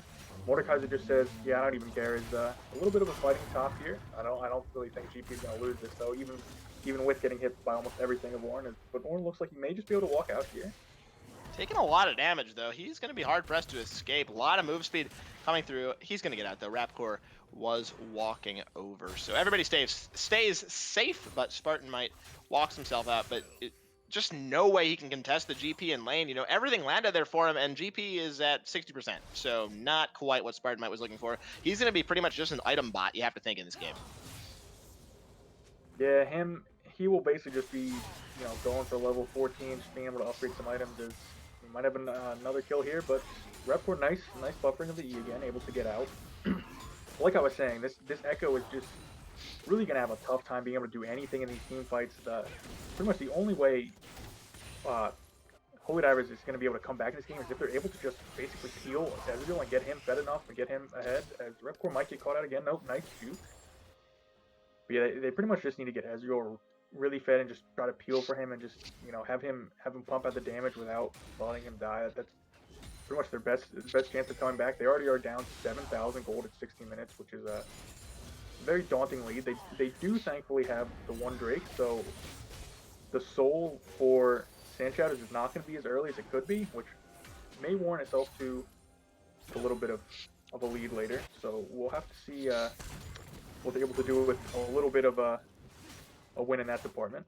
But still should be a very difficult time for Holy Divers in this game. That is quite a hefty sum of gold to be down 7,000 in this early in the game, but that Dragon's pretty much the only thing that they have going for them, and maybe the scaling of the Ezreal. He's just, he's 1 and 2 right now. It's not the scoreline you'd like to see. It's just so hard to get a kill in this bot lane, though, right? How do you ever kill the Misfortune and Morgana there? There's so many tools to buy time, and Missing Link kind of just stuck farming it up with Rare Candy. We'll see what they're able to do in team fights, but for now, they're just kind of chilling and farming and just not really able to impact the map. The Dragon's up in 20 seconds, so that may give them a chance to, try to shine, but the Misfortune is 3-0 and 6, so it's hard to see them outshining their bot lane counterpart here as they're just kind of holding the wave right now. Vision pretty much in favor of SandShadows. Only a couple of wards down for the Holy Divers as the Dragon spawns in 5 seconds. Yeah, curious what build Ezreal is going to go here. There is a new sort of build that has become popular where you go Frozen Fist into Death Dance third item, and you do get pretty tanky, but the issue is they don't do a lot of damage otherwise. If Ezreal ends up going tanky, he's not going to do as much as good try on the steal, but not quite, so that is going to go over to SandShadows, pick up the second dragon, and it is Mountain Soul this game, as so it does get hit by the Q there, but not much doing. Brahmin's right by his side, so AJ. let's see what he ends up doing here. AJ's here as well. Nice Arcane Shift, missing the enough to flash himself out. There's the Cannon Barrage coming down. Rare Candy with the flash as well to buy a little bit more time. He's going to get stunned up and taken out, though. Fallen has picked up that kill. Zania Hourglass channeled by Hilsey to make sure he was safe. And a nice play there by the SandShadows. A good gank, taking out the Ezreal, getting the flashes, and every summoner actually from the bot lane as the fight continues. Missing Link trying to fend off the jungler, but he's just not going to be able to do it here. A nice fly and drag dodged out actually by Missing Link. He played that almost as well as he could have, but it's still not enough to take out the jungler 4-2 and 8. Yeah, just going from bad to worse for Holy Divers here, as even the gank mid lane doesn't really do much. Sekko really doesn't do any damage. The Mordekaiser basically just got tickled by Echo there and just kind of walks it off. And yeah, GP is now level 12. He's almost level 13, which is that huge spike for GP. His barrels basically become instant one health, little health bar left. You're basically able to instantly just hit your barrels and have them explode, and that's the huge power spike for GP. And the fact that he's this fed going into that level is definitely huge for SandShadows here. So I think as long as they just keep playing around their top side and keep GP ahead, this should be a convincing victory for them if they're able to execute it correctly.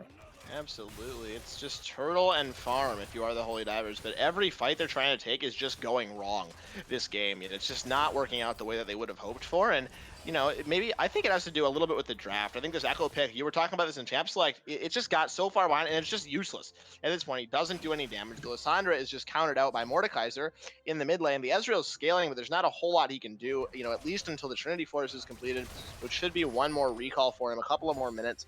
Hopefully we'll have that before this dragon fight, but they're just so far behind. They just need to scale, wait for those Ornn items, but even that looks like it's so far away at this point.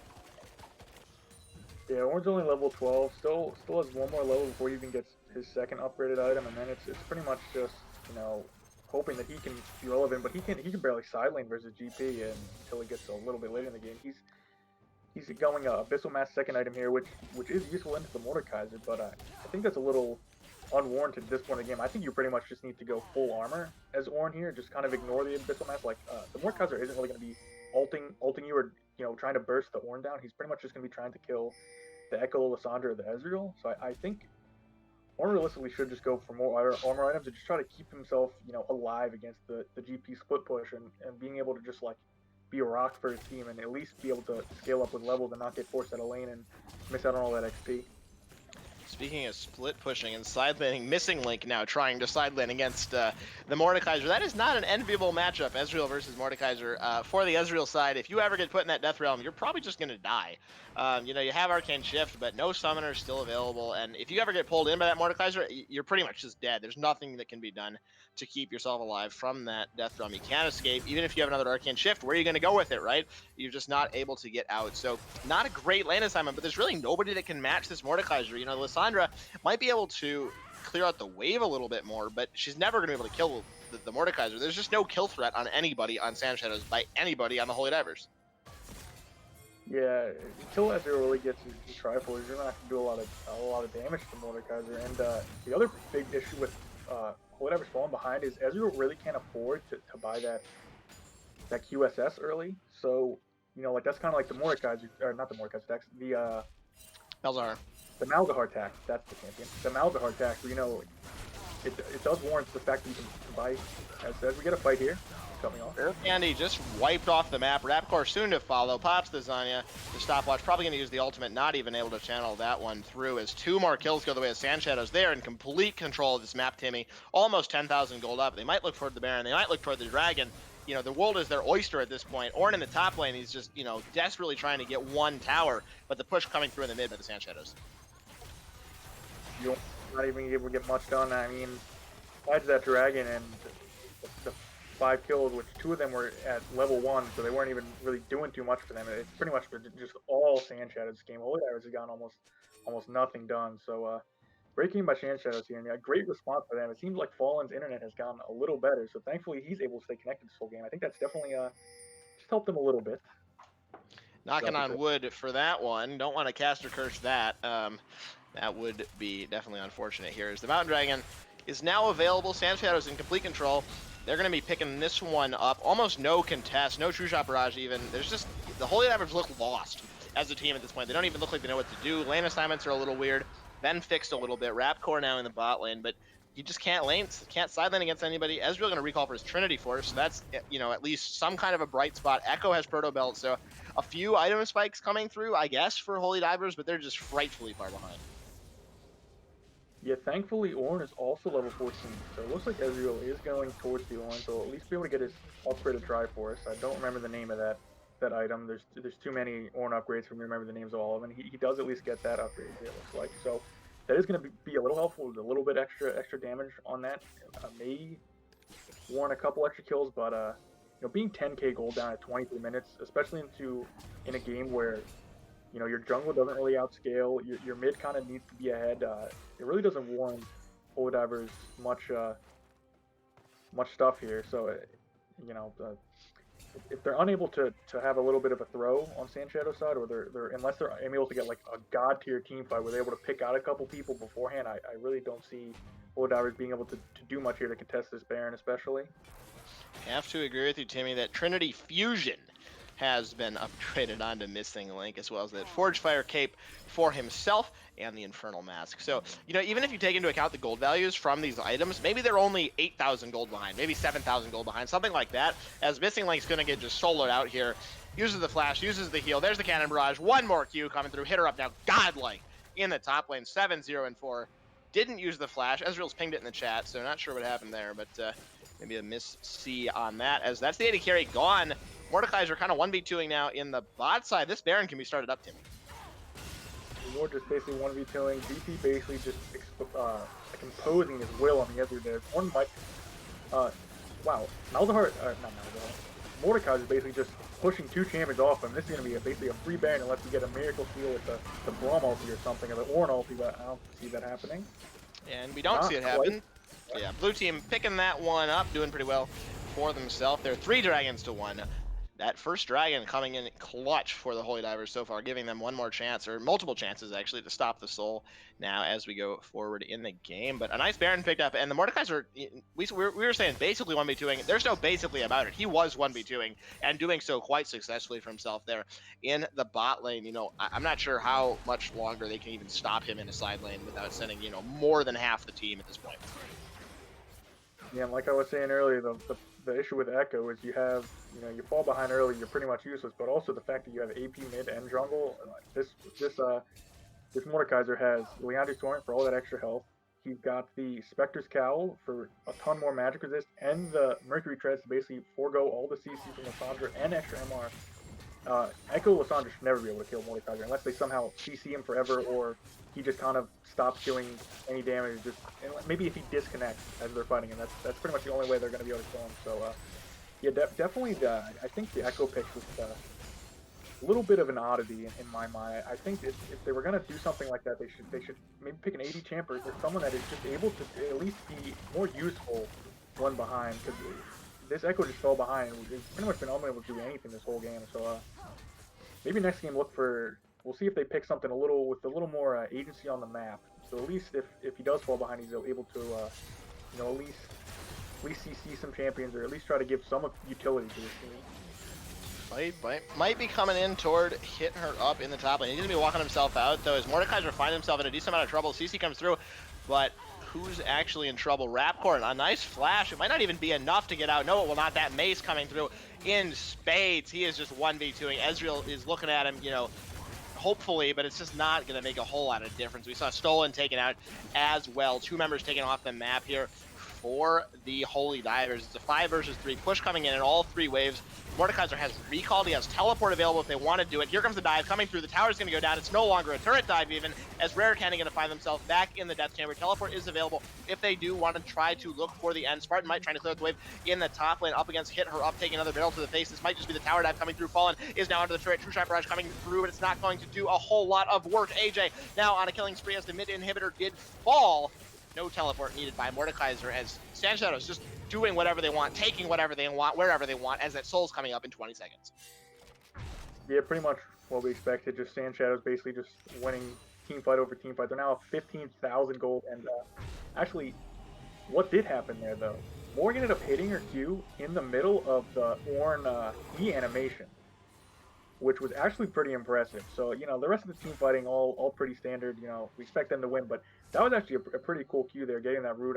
I think he probably would have been dead there anyway, but he may have been able to flash out. But, a little bit of a cool play in the middle of all that, basically domination by SandShadows, just winning everyone. Also going to get the Mountain Soul here, too. It's pretty much game over at this point, so I don't think there's much Holy Divers can do unless pretty much everyone on SandShadows ends up disconnecting and they end up having to forfeit the game or something. I don't foresee a huge window of opportunity for Holy Divers here.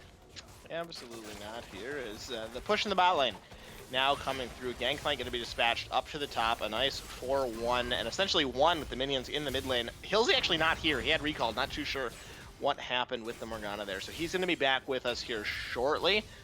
The push in the top lane now coming through unopposed by Gangplank. Does he have a creep wave? Yeah, he does. So he is just kind of just going to town, as we're going to see an engage in the bot lane come through. There is the Call of the Force God coming through, but Hilsey on the backside has rooted up Stolen. He has to ult in place, not able to get a whole lot done there. AJ now tanking up in the front line. Stolen gets engaged on and has to back himself off with a nice smite for a bit of healing. There's a great bullet time ripping through the team, doing a huge amount of damage for the SandShadows as they push on forward here. Stolen not even able to join the fight anymore. He's wiped off the map. In the base, the Gangplank hit her up, doing a huge amount of work. Pops the cleanse to get away from the ultimate from Lissandra. Stolen's arrived back in the base. There's the teleport coming through from the Mordekaiser. It's a 4 versus 1 in the base. 5 versus 1, I should say. It's an ace coming through. The first Nexus Tower is down. The second Nexus Tower is going down. And the SandShadows strike back in this series to even it up at 1-1.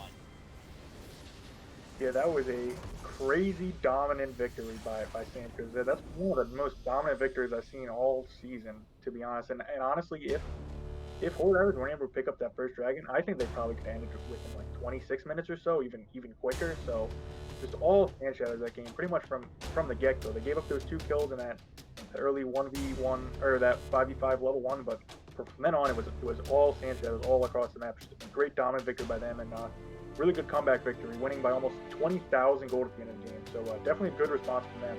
We look forward to game 3. Yeah, that's a lot of gold to be ahead. Almost 9,000, early on in the game, which is in and of itself quite a lot, doubled at the end of the game there at almost 19,500. Math's hard, but a lot of gold, and just a pretty linear expansion too. They were up 5,000 gold, then they were up 10,000 gold, then they were up 15,000 gold. There were no blips on the radar really, for the SandShadows. A very, very clean game for themselves. And Holy Divers just looked out of sorts after that first game, looked uncoordinated, not sure what their champions were supposed to be doing together. The Echo didn't really fit into the comp like we said, and it really cost them there in the end. Yeah, the Echo kind of just falling behind, and then even at the end there, he basically tried to dive onto MF, and MF basically just turned on the Echo and one-shot him. MF, I don't even think he broke through the MF's shield that she got from, I think she had overheal. He didn't even like break through that shield, so he barely even did any damage to MF. And like by the end of that game, like just not enough damage on their team, and SandShadows just had way too much damage, especially with how fed that GP got. He was level 18 at 29 minutes, which was ridiculously powerful. He was 3 levels up on everyone else on the other team. Just crazy amount of pressure he was bringing to the map. The fact that he got so fed and got so ahead early just really warranted SandShadows basically do whatever they wanted. And I don't even think Holy Divers got a kill for the last like 20 minutes of the game. Just a huge dominating victory for SandShadows, and we'll see this momentum carries on to game 3. Dominating is a good word for it. We are going to take this opportunity to step away once again, but we will be back in just a few minutes with game number 3 between the SandShadows and the Holy Divers. The rubber match is coming up. Don't go anywhere.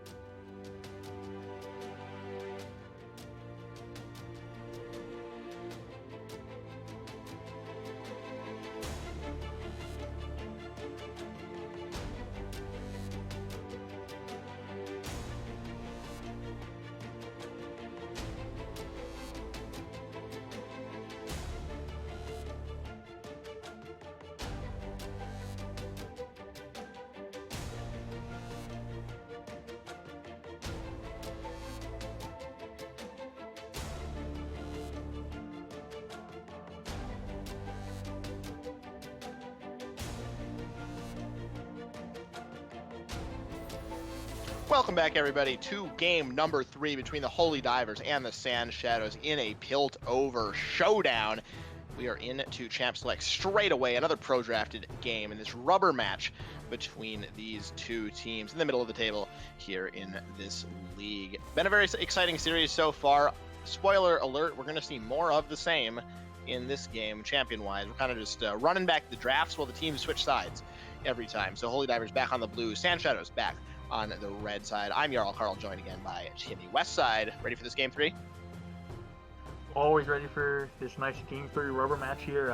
Holy Divers, again, just basically doing what their name implies, just going to dive. Going to get a Pantheon, a Zac, and then a Kassadin for their mid laner. So they do a bit of scaling here again, but we'll see if it ends up working out for them. The Echo did not work out too well last game. Ended up falling way too far behind, and when he dove in, he didn't do much. So we'll see if this game Holy Divers is able to do a little bit better in that avenue. But I do like the Zac pick a lot better than the Echo. Even if Zac does end up falling behind, at least he's able to dive in, do some CC, and not get one shot immediately and basically be useless. So I do appreciate them picking up a little bit of a different champion this time. So maybe they were listening, I don't know. But yeah, I like that pick a lot better.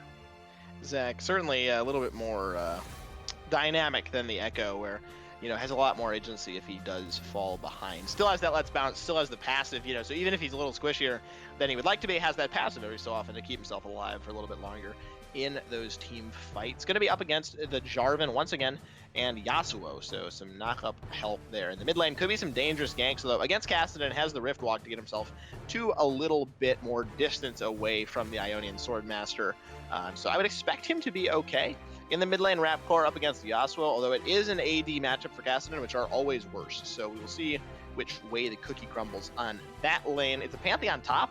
A lot of times we see Pantheon jungle, but it's going to be up in the top lane against Gangplank. So I'm not entirely sure how that matchup goes, but hopefully a little bit better for the non-Gangplank side than the Ornn Gangplank matchup went last game, as that was pretty much Gangplank favored, although Gangplank did get first blood in that game, so something to remember as the bot lanes have kind of been switched around. Now we've got MF and Nautilus now against Ezreal and Morgana. So no Ezreal Braum combo. The Morgana still has that crowd control on the Q like Braum does, but not quite as much long-term crowd control in a team fight, less general. It's more that just one binding in the ultimate, and not able to keep Ezreal as safe from the bullet time. So he's going to have to watch out where he goes with that arcane shift, as if it's down, he could just find himself up in the meat grinder. Yeah, definitely have to watch out for Ezreal not being able to space far enough away from the MF. Definitely going to be important to see how he keeps his distance. The Black Shield should definitely help with the Nauthook and the Nautilus ulti, so see how Fallen decides to play around that. But also, I do like that Holy Divers here, instead of having Ornn into GP, instead they have a Pantheon into GP, so it's, if GP does get ahead in this lane again, he's going to absolutely smash lane like he did last game, but at least now they actually have some agency early game, top side. Pantheon should at least be able to bully GP a little bit more. GP definitely has to be a lot more careful from the fact that the Pantheon does jump on him. It's a lot easier for GP to just get bursted down and killed. So GP's not going to have as free of a lane, because once GP got ahead last game, there's pretty much no chance of him falling behind, because Ornn just can't really do anything to him, but at least Pantheon will be able to do a little bit to GP, as long as GP is not so obnoxiously ahead like he was last game. So we'll have to take a little bit look on that top set again, but letting GP go through again, we'll have to see if this will bite Holy Divers in the butt, because that was kind of what ruined their game last in game 2, as the GP just got so ridiculously fed. He was basically, his ulti was basically him being bot lane. He was able to still be top lane and still do a ton of damage on the other side of the map, so definitely a very good use of that earlier, so we'll see how it goes this time around.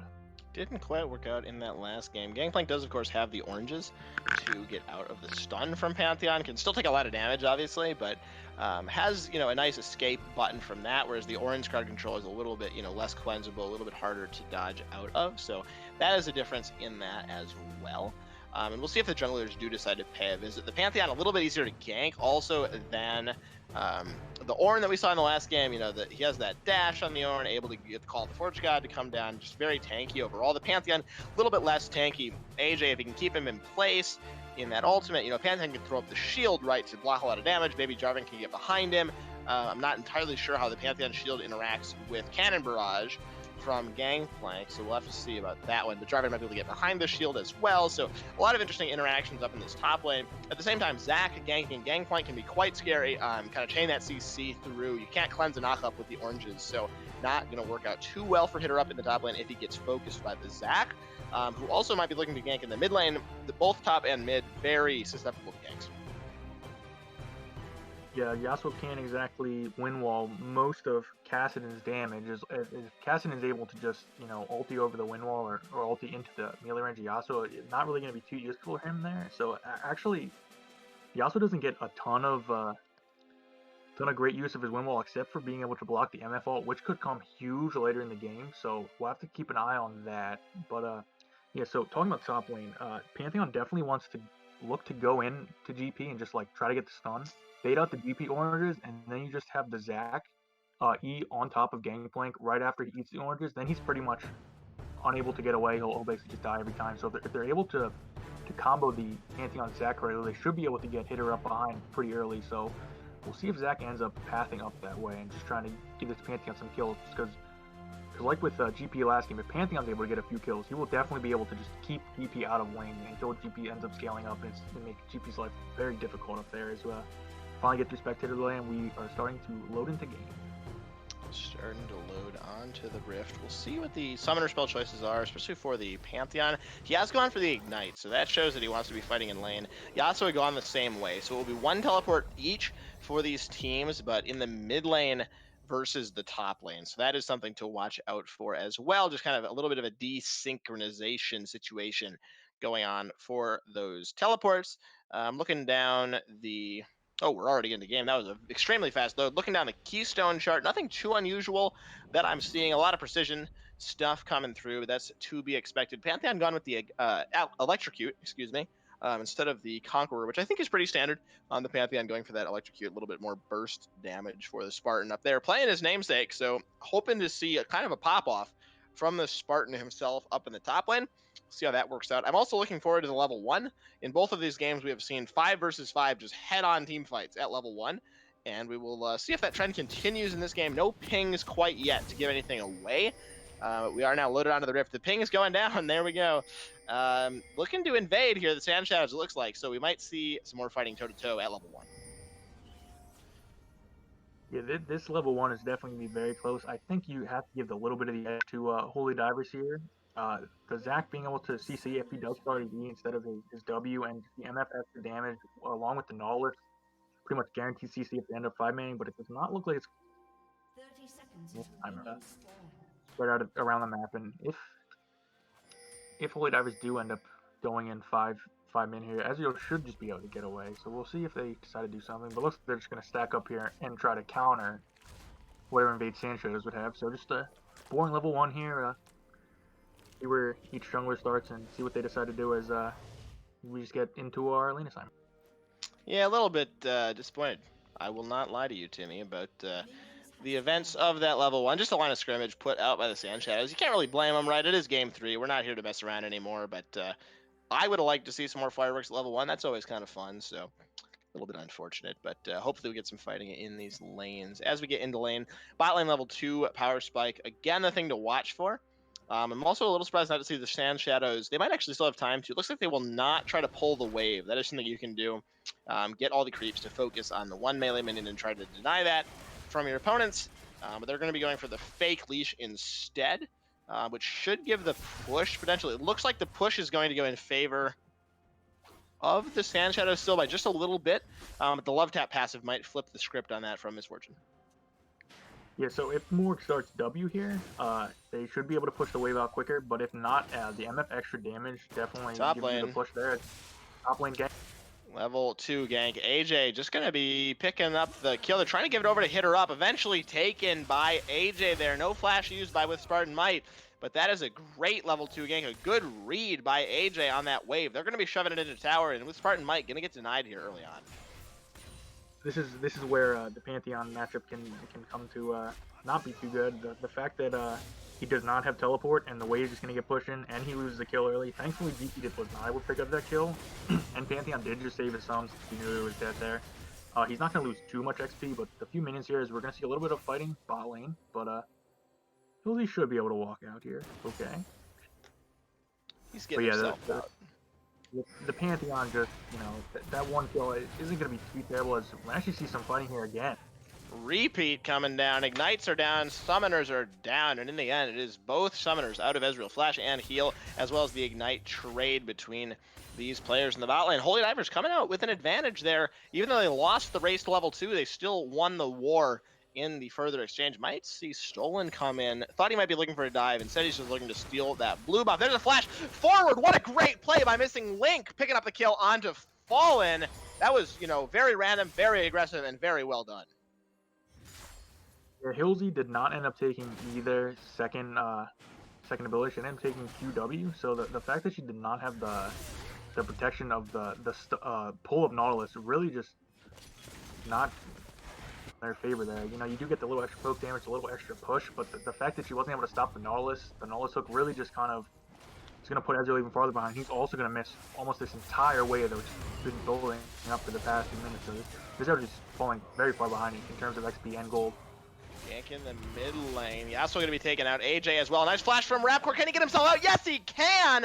The double kill going over to Stolen, the auto attack. Jarvan not able to follow through with that last hit onto Rapcore. And in the end, a great gank by Stolen and a counter gank gone wrong for AJ. Yeah, there you can see how the wind wall doesn't really come in to do very much there. He put the wind wall in front of the Kassadin, and Kassadin just kind of walked through the wind wall and was able to do all this damage anyway, because he's not a ranged champion. As we might see another kill bot lane, as Hildy does now have the E, so she's able to walk that out. But yeah, the wind wall not really helpful to Yasuo, and especially with Zac. Also, Zac can just kind of jump over the wind wall. With his E, it doesn't really block him because he's not technically a projectile, I don't think. So just able to hit all the CC and just basically burst on the Yasuo there, and then Jarvan almost getting the trade kill, but not quite. Ends up falling there in the end. So really good job by Holy Divers there. Built up themselves about a 1k gold lead early this game. Yeah, nice starting advantage there. And the jungler, Stolen, off to a much better start than in game number 2. And that Echo just got forced out. Everything went wrong. Kind of the opposite going on in this game. AJ losing his blue buff, down almost double CS. He's down a lot of gold so far. Already down 500 gold in this early game. About half of that lead is just in that jungle position. So very well done by Stolen. Bouncing back into this game figuratively as well as literally on the Zac. So working out pretty well for him. AJ now up in the top lane. The Dragon's now available. That could be started up by Stolen. He's level 5, has 2 kills. So I would be unsurprised to see him start it up, as he has now started it up. Has about 2,000 gold in his pocket as well. So this is a Zac that needs to recall. Fallen might go check it. This could be an interesting fight. Stolen not that low yet. Flipping on down there. We'll see if they're able to stop this. The bot lane of SandShadows is here. Yasuo has priority. Stolen pretty low. He's going to need to heal at some point. Might just get himself out. Yeah, the Dragon has been stopped. Might be started up straight away, though, by the SandShadows. Not too sure. Yeah, they are going to do that. So the Dragon going to kind of just get leashed for the SandShadows. An unfortunate play by Stolen there. Maybe should have recalled before he tried to go for that first Dragon. Yeah, they were pinging the Dragon there. I think Holy Divers thought that Jarvan was on the Dragon, but he was actually topside. They did not have vision on him, and they didn't have vision of the Dragon, so they weren't really sure what the Jarvan was doing. So I think the Zac was just kind of like, hey, he's on it. He was not, so he figured he could maybe pick it up, but ends up kind of costing them. I think if he had backed and maybe gotten a few more items and been able to have been full health there and had that little advantage that he gets, because he almost buys his entire Cinderhulk here, gets a lot of gold value out of the gold he had in his pockets. Probably could have won the Dragon fight there, so this might turn to bite them in the butt later, as going over this early to SandShadows may help them, even though they are falling a little bit behind. Absolutely. Still ahead in this game, despite giving up that Dragon, although of course the Dragon itself worth a few, worth some gold in stats, I should say. So, kind of an arguable amount depending on the team comp, but it's definitely more than 0. That's what we can say for sure. Ocean Dragon coming up in 4 minutes, so it will not be that soul. Once again today, going back to the Cloud or the Infernal, is fighting in the mid lane. Ignite goes down. He's also trying to go forward. There's the Pantheon ultimate, though. That's a nice last breath under the tower. Rapcore going to get taken out, and the trade does come through. So mid laners just kind of kill each other. Pantheon ults into the mid lane, says hello to Jarvan, and walks back top. Yeah, I think Yasuo, once he made the United, it's probably more worth it. Like, he might as well go for the kill, even though he does end up trading the kill over. I don't know how worth that is to give Kassadin the kill, though. Kassadin does kill incredibly well. Once Kassadin gets to level 11, if he's not too far behind, he can potentially take over this game. So have to keep our eye out on that. But yeah, good kill for the Yasuo. At least gets him a little bit of gold and he is up a bit of CS. As we see a little bit of fighting down here in bot lane. A little poking back and forth, it looks like. AJ gonna get jumped on by the Herald as well. That's bounce was expended, but AJ just flagged and dragged himself out. He said, I don't want to be in this bounce house. Get me out. And he got himself out in the bot lane. There is that ultimate by Misfortune. Bullet time. Not enough to take down Hilsey, but enough to force him back. Missing Link trying to go forward. Oh, a flash might come through. The double flash. Actually, Hilsey flashes as well, but it's not going to be enough. As we switch up into the top side, AJ now going to get jumped on by Rapcore. Uses the Cataclysm. Can he get himself out with the flag and drag? No, he cannot. Cannon Barrage comes down as well. Rapcore now finds himself in a bit of a sticky situation. Can he get himself out with another Riftwalk? Doesn't have it available. Not going to be able to do so. Going to get the trade back there. Jungler from Midlanders move into the bot lane. We're seeing a bit of a dive coming through. Rare Candy with the heal. Can he get himself out? Aftershock is on. Not going to be enough. He is taken out as well as Herald goes over in the favor of the Holy Divers. There's fighting across the map, Timmy. Just kind of fighting everywhere aside. It's a 2 for 2, I believe, in the extended trade because the Draven also did go down. But the Rift Kill going over to Holy Divers kind of does give them the advantage there. And MFA is doing the same thing she did before, just flashing and able to get the final hits off on the Morgana there, like he did with Ezreal earlier. So another really good kill picked up by MF, and this MF is now 3-0. That has to be scary. She's gonna start getting her crit scaling as it looks like Pantheon might actually get poked out of lane by the GP here. He goes down on that one. Flash is traded, just flashing a little bit too late. No shield to keep himself alive, and this GP is starting to come online here, Timmy. 1-0-2. We saw it last game. He's down some farm, but that's a 0-2 Pantheon at this point. Just a misplay there. Caught out in the lane, nowhere to go, and he goes down. Yeah, so like I was saying earlier, the thing with Pantheon is, thankfully he does more in the early game to pressure GP than Ornn, but if you end up losing lane as Pantheon, you're just basically going to be useless. He's going to be very hard to do damage later.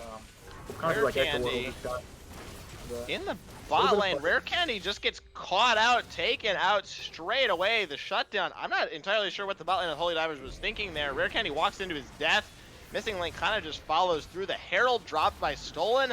That's going to be going down straight away. A very puzzling series of events here for the Holy Divers as they just kind of throw away a lot of their advantage. Yeah, that was about a 1.5k gold swing, and they also lose the Rift Herald, which usually you can say is about an inherent 1,000 gold or so, maybe a little less depending on how many people are around to get to catch the turret plates and such, and if you actually get the tower. But yeah, just a weird play. They also got the shutdown on MF, and the fact that his GP is scaling, that's like basically exactly what SandShadows needed at this point. Just already building up a 1k gold lead when they were just down about 1,000 gold. So big swing there from plays that looked a little weird on our end.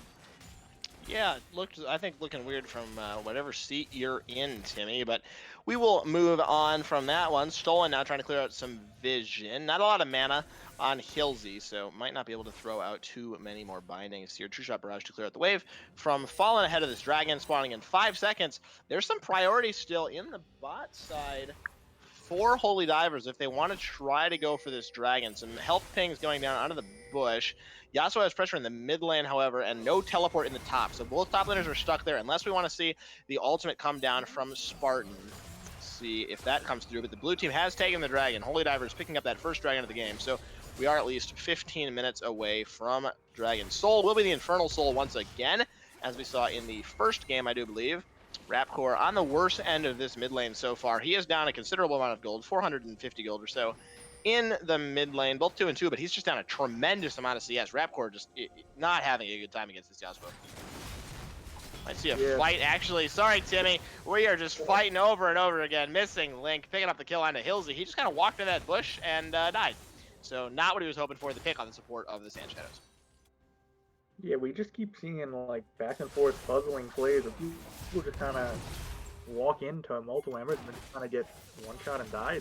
It's very weird. I don't really know what's going on here. Is a little bit of trading across the map. So yeah, not really sure what teams are doing, but I think especially going back to this Infernal Soul point, I think this probably benefits SandShadows a bit more.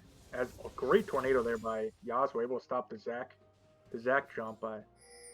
may have ended up going down there, not sure, but at least definitely saved him from potentially having to flash or something. So that was actually like completely mistaken. Like he definitely did not mean to do that. I don't think he had vision in his act, but a great play nonetheless to keep him alive. Absolutely, as we are down on the bot side now with the focus. A lot of fighting just kind of randomly in the bot lane, like you were saying here. Missing Link now up onto Fallen. There is that double up. That's a lot of damage coming through from the Misfortune. He's 4-1, so that's a lot of kills, and he has that Essence Reaver completed. So throwing out a lot of critical strikes here to move up into the top lane. Spartan Might and Stolen now on to hit her up. Cannon Barrage is available. Does he have the oranges as well? Does not make a whole lot of difference. He's taken out. Stolen has picked up the kill now on a killing spree as Rapcore getting hit by some tornadoes in the mid lane. As we nice flash actually by Hilsey as well to get himself away from the dredge line, but that summoner forced out by the bot lane. Yeah, that's like I was saying earlier with the DP. If you're able to combo the stun, fade out his orange before you're able to get all the CC down, as Zach may go in on the Jarvan here. Right, see a little bit of an engage here. Pantheon has arrived on the scene. Yasuo has to use the flash to try to get himself out. There's a flying drag to go back in by AJ, but it might not be the re-engage that he wants. True Shot Barrage not going to do a whole lot. They get thrown together with the stretching strike as well. The shutdown goes down. Yasuo is now out of this one. Hitterup has joined the fight. Rapport just gets taken out straight away, wandering under the tower. What are you doing? He goes down at the end of that, and in the end, only the mid laners traded back 1-for-1. Yeah, Jarvan went back in, and I think it kind of got the Yasuo killed because then he was in range for the Zac Q. But then Rapcore just kind of walking into tower range and then getting hit by a Jarvan Q, not even the EQ, just the straight up Q and just kind of die. So again, like another kind of puzzling play, just sort of you know, a few of these puzzling plays difference, and this could be a totally different game. So you know, I guess we're at an even game. This has definitely been the closest game so far. So at least we might see a little bit more action later in the game that's not so one-sided. Hopefully, as Sylvie does get jumped on. Getting pulled in there. Fallen taking a lot of damage as well. This Misfortune is not somebody to trifle with at this point. Doing a lot of damage for herself there in the bot lane. As Rapcore going to get jumped on. No last breath used quite yet. But Phantom Dancer now completed for the Yasuo in the mid lane. That's a lot of damage. 60% crit for him now. And just a lot of attack speed as well as that shield if he is in danger of going down. So definitely, again, the strong point, I would say, for the side of the SandShadows, as the bot lane of the Holy Divers doing really well this game, as well as that jungler taking the bot lane tower for first tower. You also want to keep an eye on this GP, so unable to get, you know, the super early Trinity Force that he did last, and as we just see some more fighting mid lane, this captain really has no fear, it seems like, but Yas does have the level 2 ultimate. Yeah, he should have had fear, it turns out, as Rapcore going to find himself taken out of that one. A little bit of an assist coming through from the Cannon Barrage, as well as Spartan and Stolen are now chasing up on towards the Yasuo. A nice flash over that Tornado. Spartan Might picking up the kill on that. Assist going over to Rapcore, so that is at least something to have in his back pocket. But 1-for-1 trade, again, not too sure who it favors. You know, you normally say the Katsuden, I should say, but, you know, the Yasuo is so strong at this point. Do you even want to be giving him more kills, right? So not too sure about that one. Herald Summit up in the mid lane.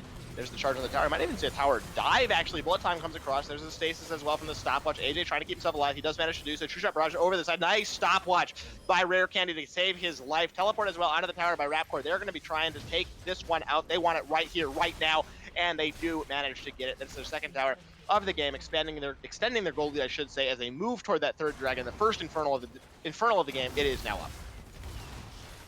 Yeah, I think definitely good for Holy Divers here. Realistically, they're the ones that need to have all the agency, because besides Katsuden, they don't really scale. They definitely don't scale as well. It looks like they're going to fight over this Infernal Drake a little bit. There's a nice last breath coming through. The red team has stolen the dragon. SandShadows picking that one up, and they do look to win this fight. The Zac into the passive. He is not going to survive for a whole lot longer, although Missing Link is just wreaking havoc on this fight. The double up coming through. This could be his moment to shine. He picks up the third kill. Can he get the fourth kill onto the Yasuo? He picks up 4. Can he get 5 on the kills? That's a quadra kill coming through for the Misfortune. Can he save the fight for his team? The binding comes through. It is Missing Link with a pentakill coming through in this fight to try to save the game for the Holy Divers, picking up the pieces where his team fell apart. They lose the dragon, but they get the pentakill at the end. Yeah, great fight there, and that was actually a 4v5. Pantheon wasn't even around, so the fact that Missing Link was basically just unhit from the backline, you know, great engage by the Jarvan into the Yasuo with the last breath there, but the MF was really just untouched. Just able to do so much damage in that entire team fight. She didn't have the bullet time there. Just able to basically shred through the entire team. So yeah, so now at this point, yeah, you have to look at Holy Diver's team comp, and now that this MF is so fed, she has both her crit items in 17 minutes. She's going to be a huge nuisance. But if they're able to get a shutdown on her, that could really throw disaster for Holy Drivers, because they're only 2,000 gold up, and like I was saying before, they do not outscale SandShadows' team, and SandShadows, as long as they sit back and not do something like that, where they give all these kills to MF, they should have a good chance at being able to just scale up and win this game. So definitely keep an eye on that MF, and I think if SandShadows is able to get a kill on her, because even though she did get a penta, they're not even up 2k gold right now. So this Misfortune is pretty much the entire Holy Divers team at this point. As happens when you do get a pentakill, you kind of become the main threat on this team. So I expect to see him being the focus target in these upcoming team fights, but they don't have an easy way to get onto him, really. It's mostly just the Yasuo, and if Yasuo's not able to land a tornado on him, there's not a lot of knock-up assistance. It's pretty much just the flag and drag from Jarvan, and that's actually is completely it as for knock-ups this game, besides for Yasuo's own tornadoes. So it's not trivial to get onto Missing Link in the backline. He doesn't have flash now, so we will see that not able to be used, but we'll see if he's able to keep himself safe. That's the main test in this game now, is can Misfortune stay safe, or will she get taken down before she once again just kills the whole team? Yeah, that's pretty much what happened last team fight, but thankfully though, SandShadows were able to pick up the dragon, and they did get 3 kills for themselves. So it wasn't like that was just a 5-0 complete wipe. Missing Link just destroyed the whole team, and it's like, huge goalie. Like, that was still not, like, honestly, that play wasn't all that bad for SandShadows in the long run. You do end up falling a little bit farther behind, but it could have been way worse. The fact that they're at least able to trade a couple kills is definitely helpful, as looks like we might have a little bit of a dive here in the top lane. Spartan just going in all by himself. Yasuo gonna pick up the 1 kill onto Spartan. Missing Link has picked up his 10th kill of the game, trying to make it 11 as well. AJ getting himself out. Elastic Slingshot not quite gonna have the distant soul, and going very low on this one. Missing Link though, just a nice wall, following a nice arcane shift. And the Q forward as well. Missing Link trying to dodge away from these barrels. Can he carry this fight? There's the knock-up onto him. Rear Candy has picked up the 1 kill. Can they get the second? Yes, they can. That goes down, but the shutdown goes the way of Ezreal. That's almost 1,000 gold in his pocket. 950 for him. He should be able to pick up the kill onto Rare Candy, as well as Missing Link not quite able to carry that fight. They do have Kassadin pushing in the bot lane, falling on a killing spree. It's just the Kassadin in the bot lane, but other than that, 4 for 3 in favor of the SandShadows. Yeah, after the 1-for-1 in the beginning, I was still going to say, that's definitely worth for SandShadows. Just the fact that they scale up so well is really going to be helping them. And then being able to get a 4 for 3 there, and also get the shutdown onto Missing Link. The goalie's basically shrunk to a 1,000 goalie now, a little bit bigger, but that was only because the Kassadin ended up getting the tower there too. So, SandShadows still just staying very close. And even though this MS is ridiculously fed, you look at the rest of the team, like, where else do they really have a lot of damage? I mean, when the Kassadin eventually gets, another couple items, but that won't be for another 15 minutes or so, potentially. So realistically, like, if this MF does go down, they really don't have a lot of damage on the team, and SandShadows should just be able to wreak havoc. So keeping this MF alive is definitely going to be the #1 priority for Holy Divers here if they want to keep snowballing this game. Like I was saying, this Misfortune is pretty much the entire team at this point. Almost has flash, so that should be available for the next objective fight coming up around the same time as that dragon. So we'll see how that factors into these team fights. The Gargoyle Stoneplate available now on Nautilus, so that should be a little bit more tankiness for him. Archangel's Staff as well, picked up by Rapcore. So they are at a very strong point in this game. Misfortune almost having the Phantom Nets. We're not quite able to get that one. Is Hilsey now going to get jumped on here by Missing Link? The Windwall to buy a little bit more time. Let's Bounce as well, going to pick up the kill onto Hilsey. There is that charge in by the Spartan himself. He has picked up the kill as well. Yasuo and Morgana do go down. The Baron may be going to get started up. That's a gutsy call there. You have to think about the SandShadows. Not sure if they're aware of it. Looks like they are, as, yeah, they do have vision on that, I think. From the Scuttle Crab, the team walking up, they're still soloing out the Dragon, though, with the Kassadin and the Misfortune. So both carries, not the Kassadin, tell a lie, actually, there is Pantheon there. The Dragon has gone over. The Baron attempt had to be stopped. Well played by the Holy Divers. They pick up the second Dragon of the game. Yeah, it looks like maybe Holy Divers are going to turn on the Dragon, and Morgana is up now, and Yasuo is coming up in a few seconds. So we'll see what happens here. If SandShadows are able to get the steal here, this would be a huge swing for them, but this Dragon is going down very quickly. Baron getting burned down to 3,000. There's the cannon barrage, has come across. Bullet time not getting a whole lot done. Hills has to flash away from that one, actually stolen. They are still on toward the Baron. This is pretty much a 50-50 at this point. We'll see if they decide to continue it. AJ's trying to decide for them. A true time barrage coming through. That's going to hit multiple members. AJ going very low though. The members are just not having enough health to keep themselves alive here. A 4 for 3, 5 for 3 now in this fight as the MF is just untouched on the side. Hitter up going to go down. It's just fallen. He can't get enough done on this situation. The Zach passive going to keep him alive. A triple kill for Missing Link. 15-2 now on the Misfortune, doing massive damage in this fight. Untouched, like I said, a 5 for 1. It's the ace. It's the Baron going over for the Holy Divers. Yeah, great flash by MF there, able to just keep all of Holy SandShadows at bay, excuse me, and just literally just like you were saying, untouched in that fight, just able to belt out so much damage there. Even though she basically wasted the bullet time in the beginning, got almost no value of that except the Morgana flash. Still, and just able to belt out so much damage. She is so ridiculously fed, and like I was saying, if SandShadows aren't able to kill MF here, they really don't have a huge window to win this team fight. And even though she didn't even have the bullet time, like, you know, like, that's probably what Holy SandShadows is looking for. You know, kind of looking for the bullet time and kind of deciding to engage when that's not up. But even when that wasn't up, they still got absolutely routed. And now we're up to a 6K gold lead here, bigger than a 6K gold lead here, 7K gold lead actually. So it's definitely turning pretty bad for the SandShadows. Yeah, quite a lot of gold now ahead. A big swing there in those last two fights. The Dragon and the Baron going over in favor of the Holy Divers. Now in complete control of this game, you know, it might even be one more team fight that ends it here if they're able to get a nice shove in the mid lane. Yomu's Ghostblade completed now for Pantheon, so that's his second item now completed. The Zac pretty close to that second item as well. And Misfortune has completed the rapid fire cannon and most of a GA. So that's how much gold she has in her pocket. She just needs a little bit more. I think like a couple more 100 gold only should do it for her to complete that item. Might actually be waiting. It might be 700. So we might see the GA come through in just 1 second. Yeah, there it is. Numbers are hard. But 4 item Misfortune now. That is 2 more items than she had in the previous fight. And that in and of itself is a scary thought. She's already up 5 levels compared to this Morgana here. Basically just going to shred through her like butter. So definitely want to keep an eye on that. Just how much damage is MF able to do here with this Baron push? You know, they basically just need to 4-man group mid. You know, keep casting top. He's got the TP, but you look like MF just even her E just basically does almost a quarter of Yasuo's health. Just ridiculously fed on this champion. So yeah, SandShadows just kind of need to play back a little bit, just try to clear these waves and just try to scale up, because if they are able to get to late game, they do have a decent shot at being able to do something. But the fact that Baron went over just really makes that timer just extend, you know, tens of like 10, 15 minutes into the future that it was earlier. Got a ways to go before we get to the late game. Is definitely true on this one. Fallen. Oh, no crit there. Unlucky for Missing Link. There, just trying to keep him safe is the name of the game. Doesn't seem to have too much lifesteal in the runes. True Shot Barrage to clear out the wave, actually. Pretty smart there used by Fallen. Just trying to turtle in the base. Like we said earlier, their jungle is getting denied, so that income not going to be available, but the base is still intact for the SandShadows at this point. No inhibitors have been breached, no turrets even have been breached. So that is something to look forward to, I guess, for them at this point. The red buffs are spawning, so that's pretty exciting. If you're Fallen, should be able to collect that for himself, as the Dragon's up in just under 3/4 of a minute. Yeah, so that Dragon's still coming up huge for SandShadows here.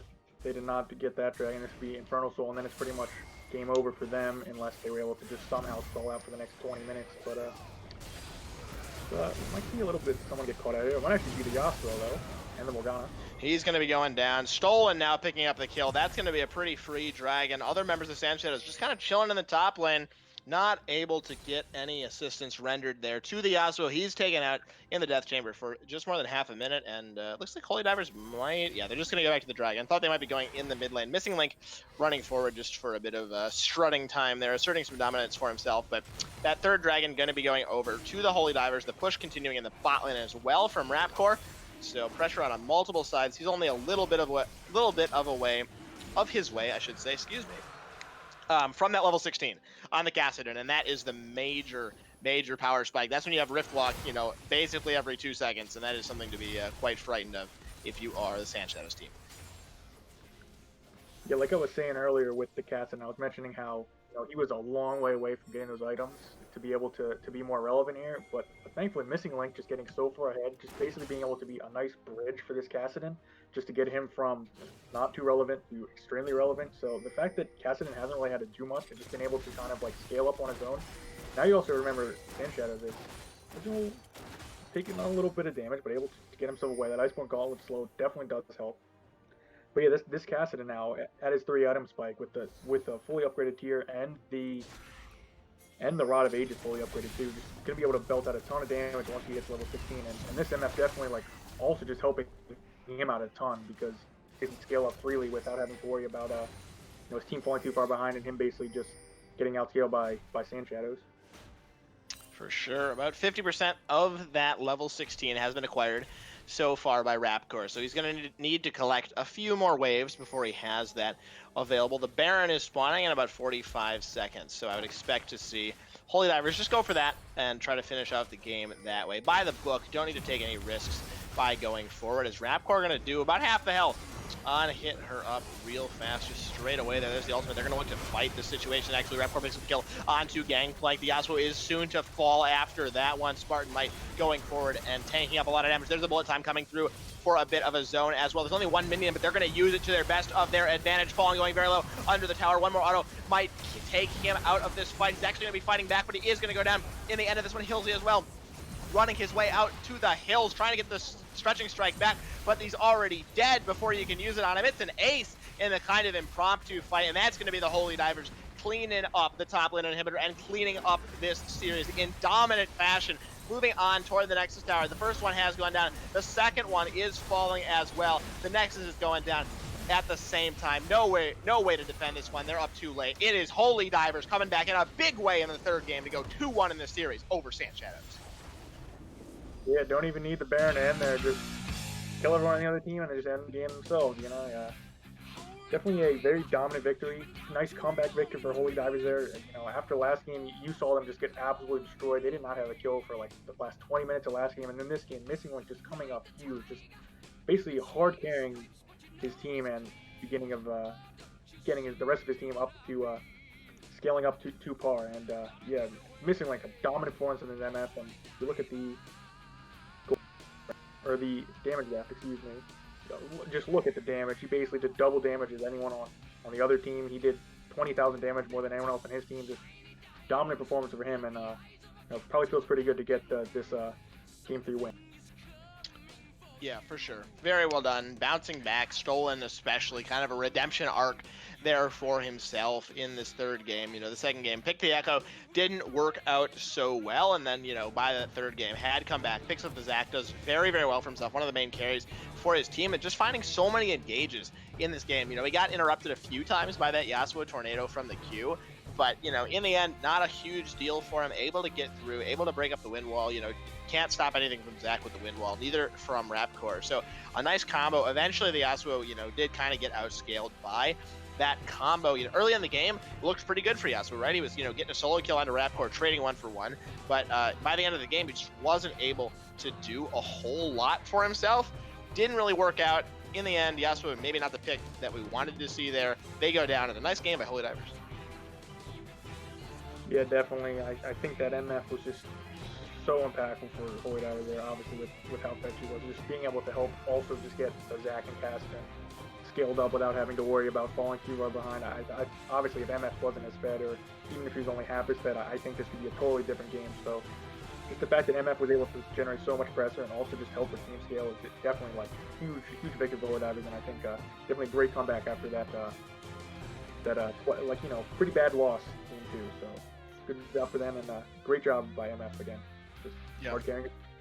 Very, very solid throughout this one. It really nice, speaks to the mental state of the Holy Divers, right? To be able to take that loss in the second game. A very dominant first game.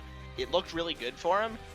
Kind of just tossed it away in the second game, but still standing firm. There's a lot of teams that just would fall off immediately, would just kind of crumple after that second game loss. It's kind of that, you have the momentum if you are the SandShadows after that second game, and they just weren't able to pick up the win there, the SandShadows, after that second game win. They just kind of essentially crumpled in their own turn in that third game and ended up losing the series. But definitely a nice win there for the Holy Divers, one of the more established orgs in this league, with a new roster too. Some roster changes did come through, so looking very cohesive as a team, you know, throughout this series. Mental's definitely in top form, and it served them well in that game.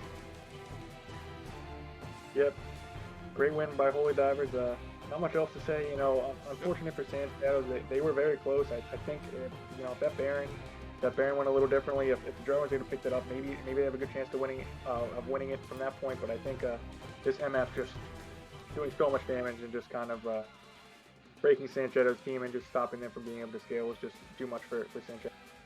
Yep, that was the strike that broke the camel's back, as they say. But that is going to do it for us here. An exciting 3-game series. We don't often get those in Style Esports, at least so far in Season 3. So nice to have it going the full distance to those 3 games. But nonetheless, that's going to be the end of our broadcast for tonight. If you want to stay connected with all things Style Esports, you can do so by checking out our Discord. The link to that is in the description of the stream. You can scroll down below the window for that, as well as our website, YouTube, and some music credits if you want to check out more stuff, all things Style Esports. You can also chat with us in the Discord. We're always happy to chat with you. Sign up for, you know, one of our teams, maybe be a sub, get some coaching as well. So a lot of options available for Style Esports fans in that Discord. So be sure to check that one out. We will be back tomorrow evening for you guys. So don't worry, there will be 4 games being cast. Tomorrow it is the Dark Matter squad versus Chronicle Twist. We saw Chronicle Twist yesterday in a series against the New England Storm Wolves. So they will be back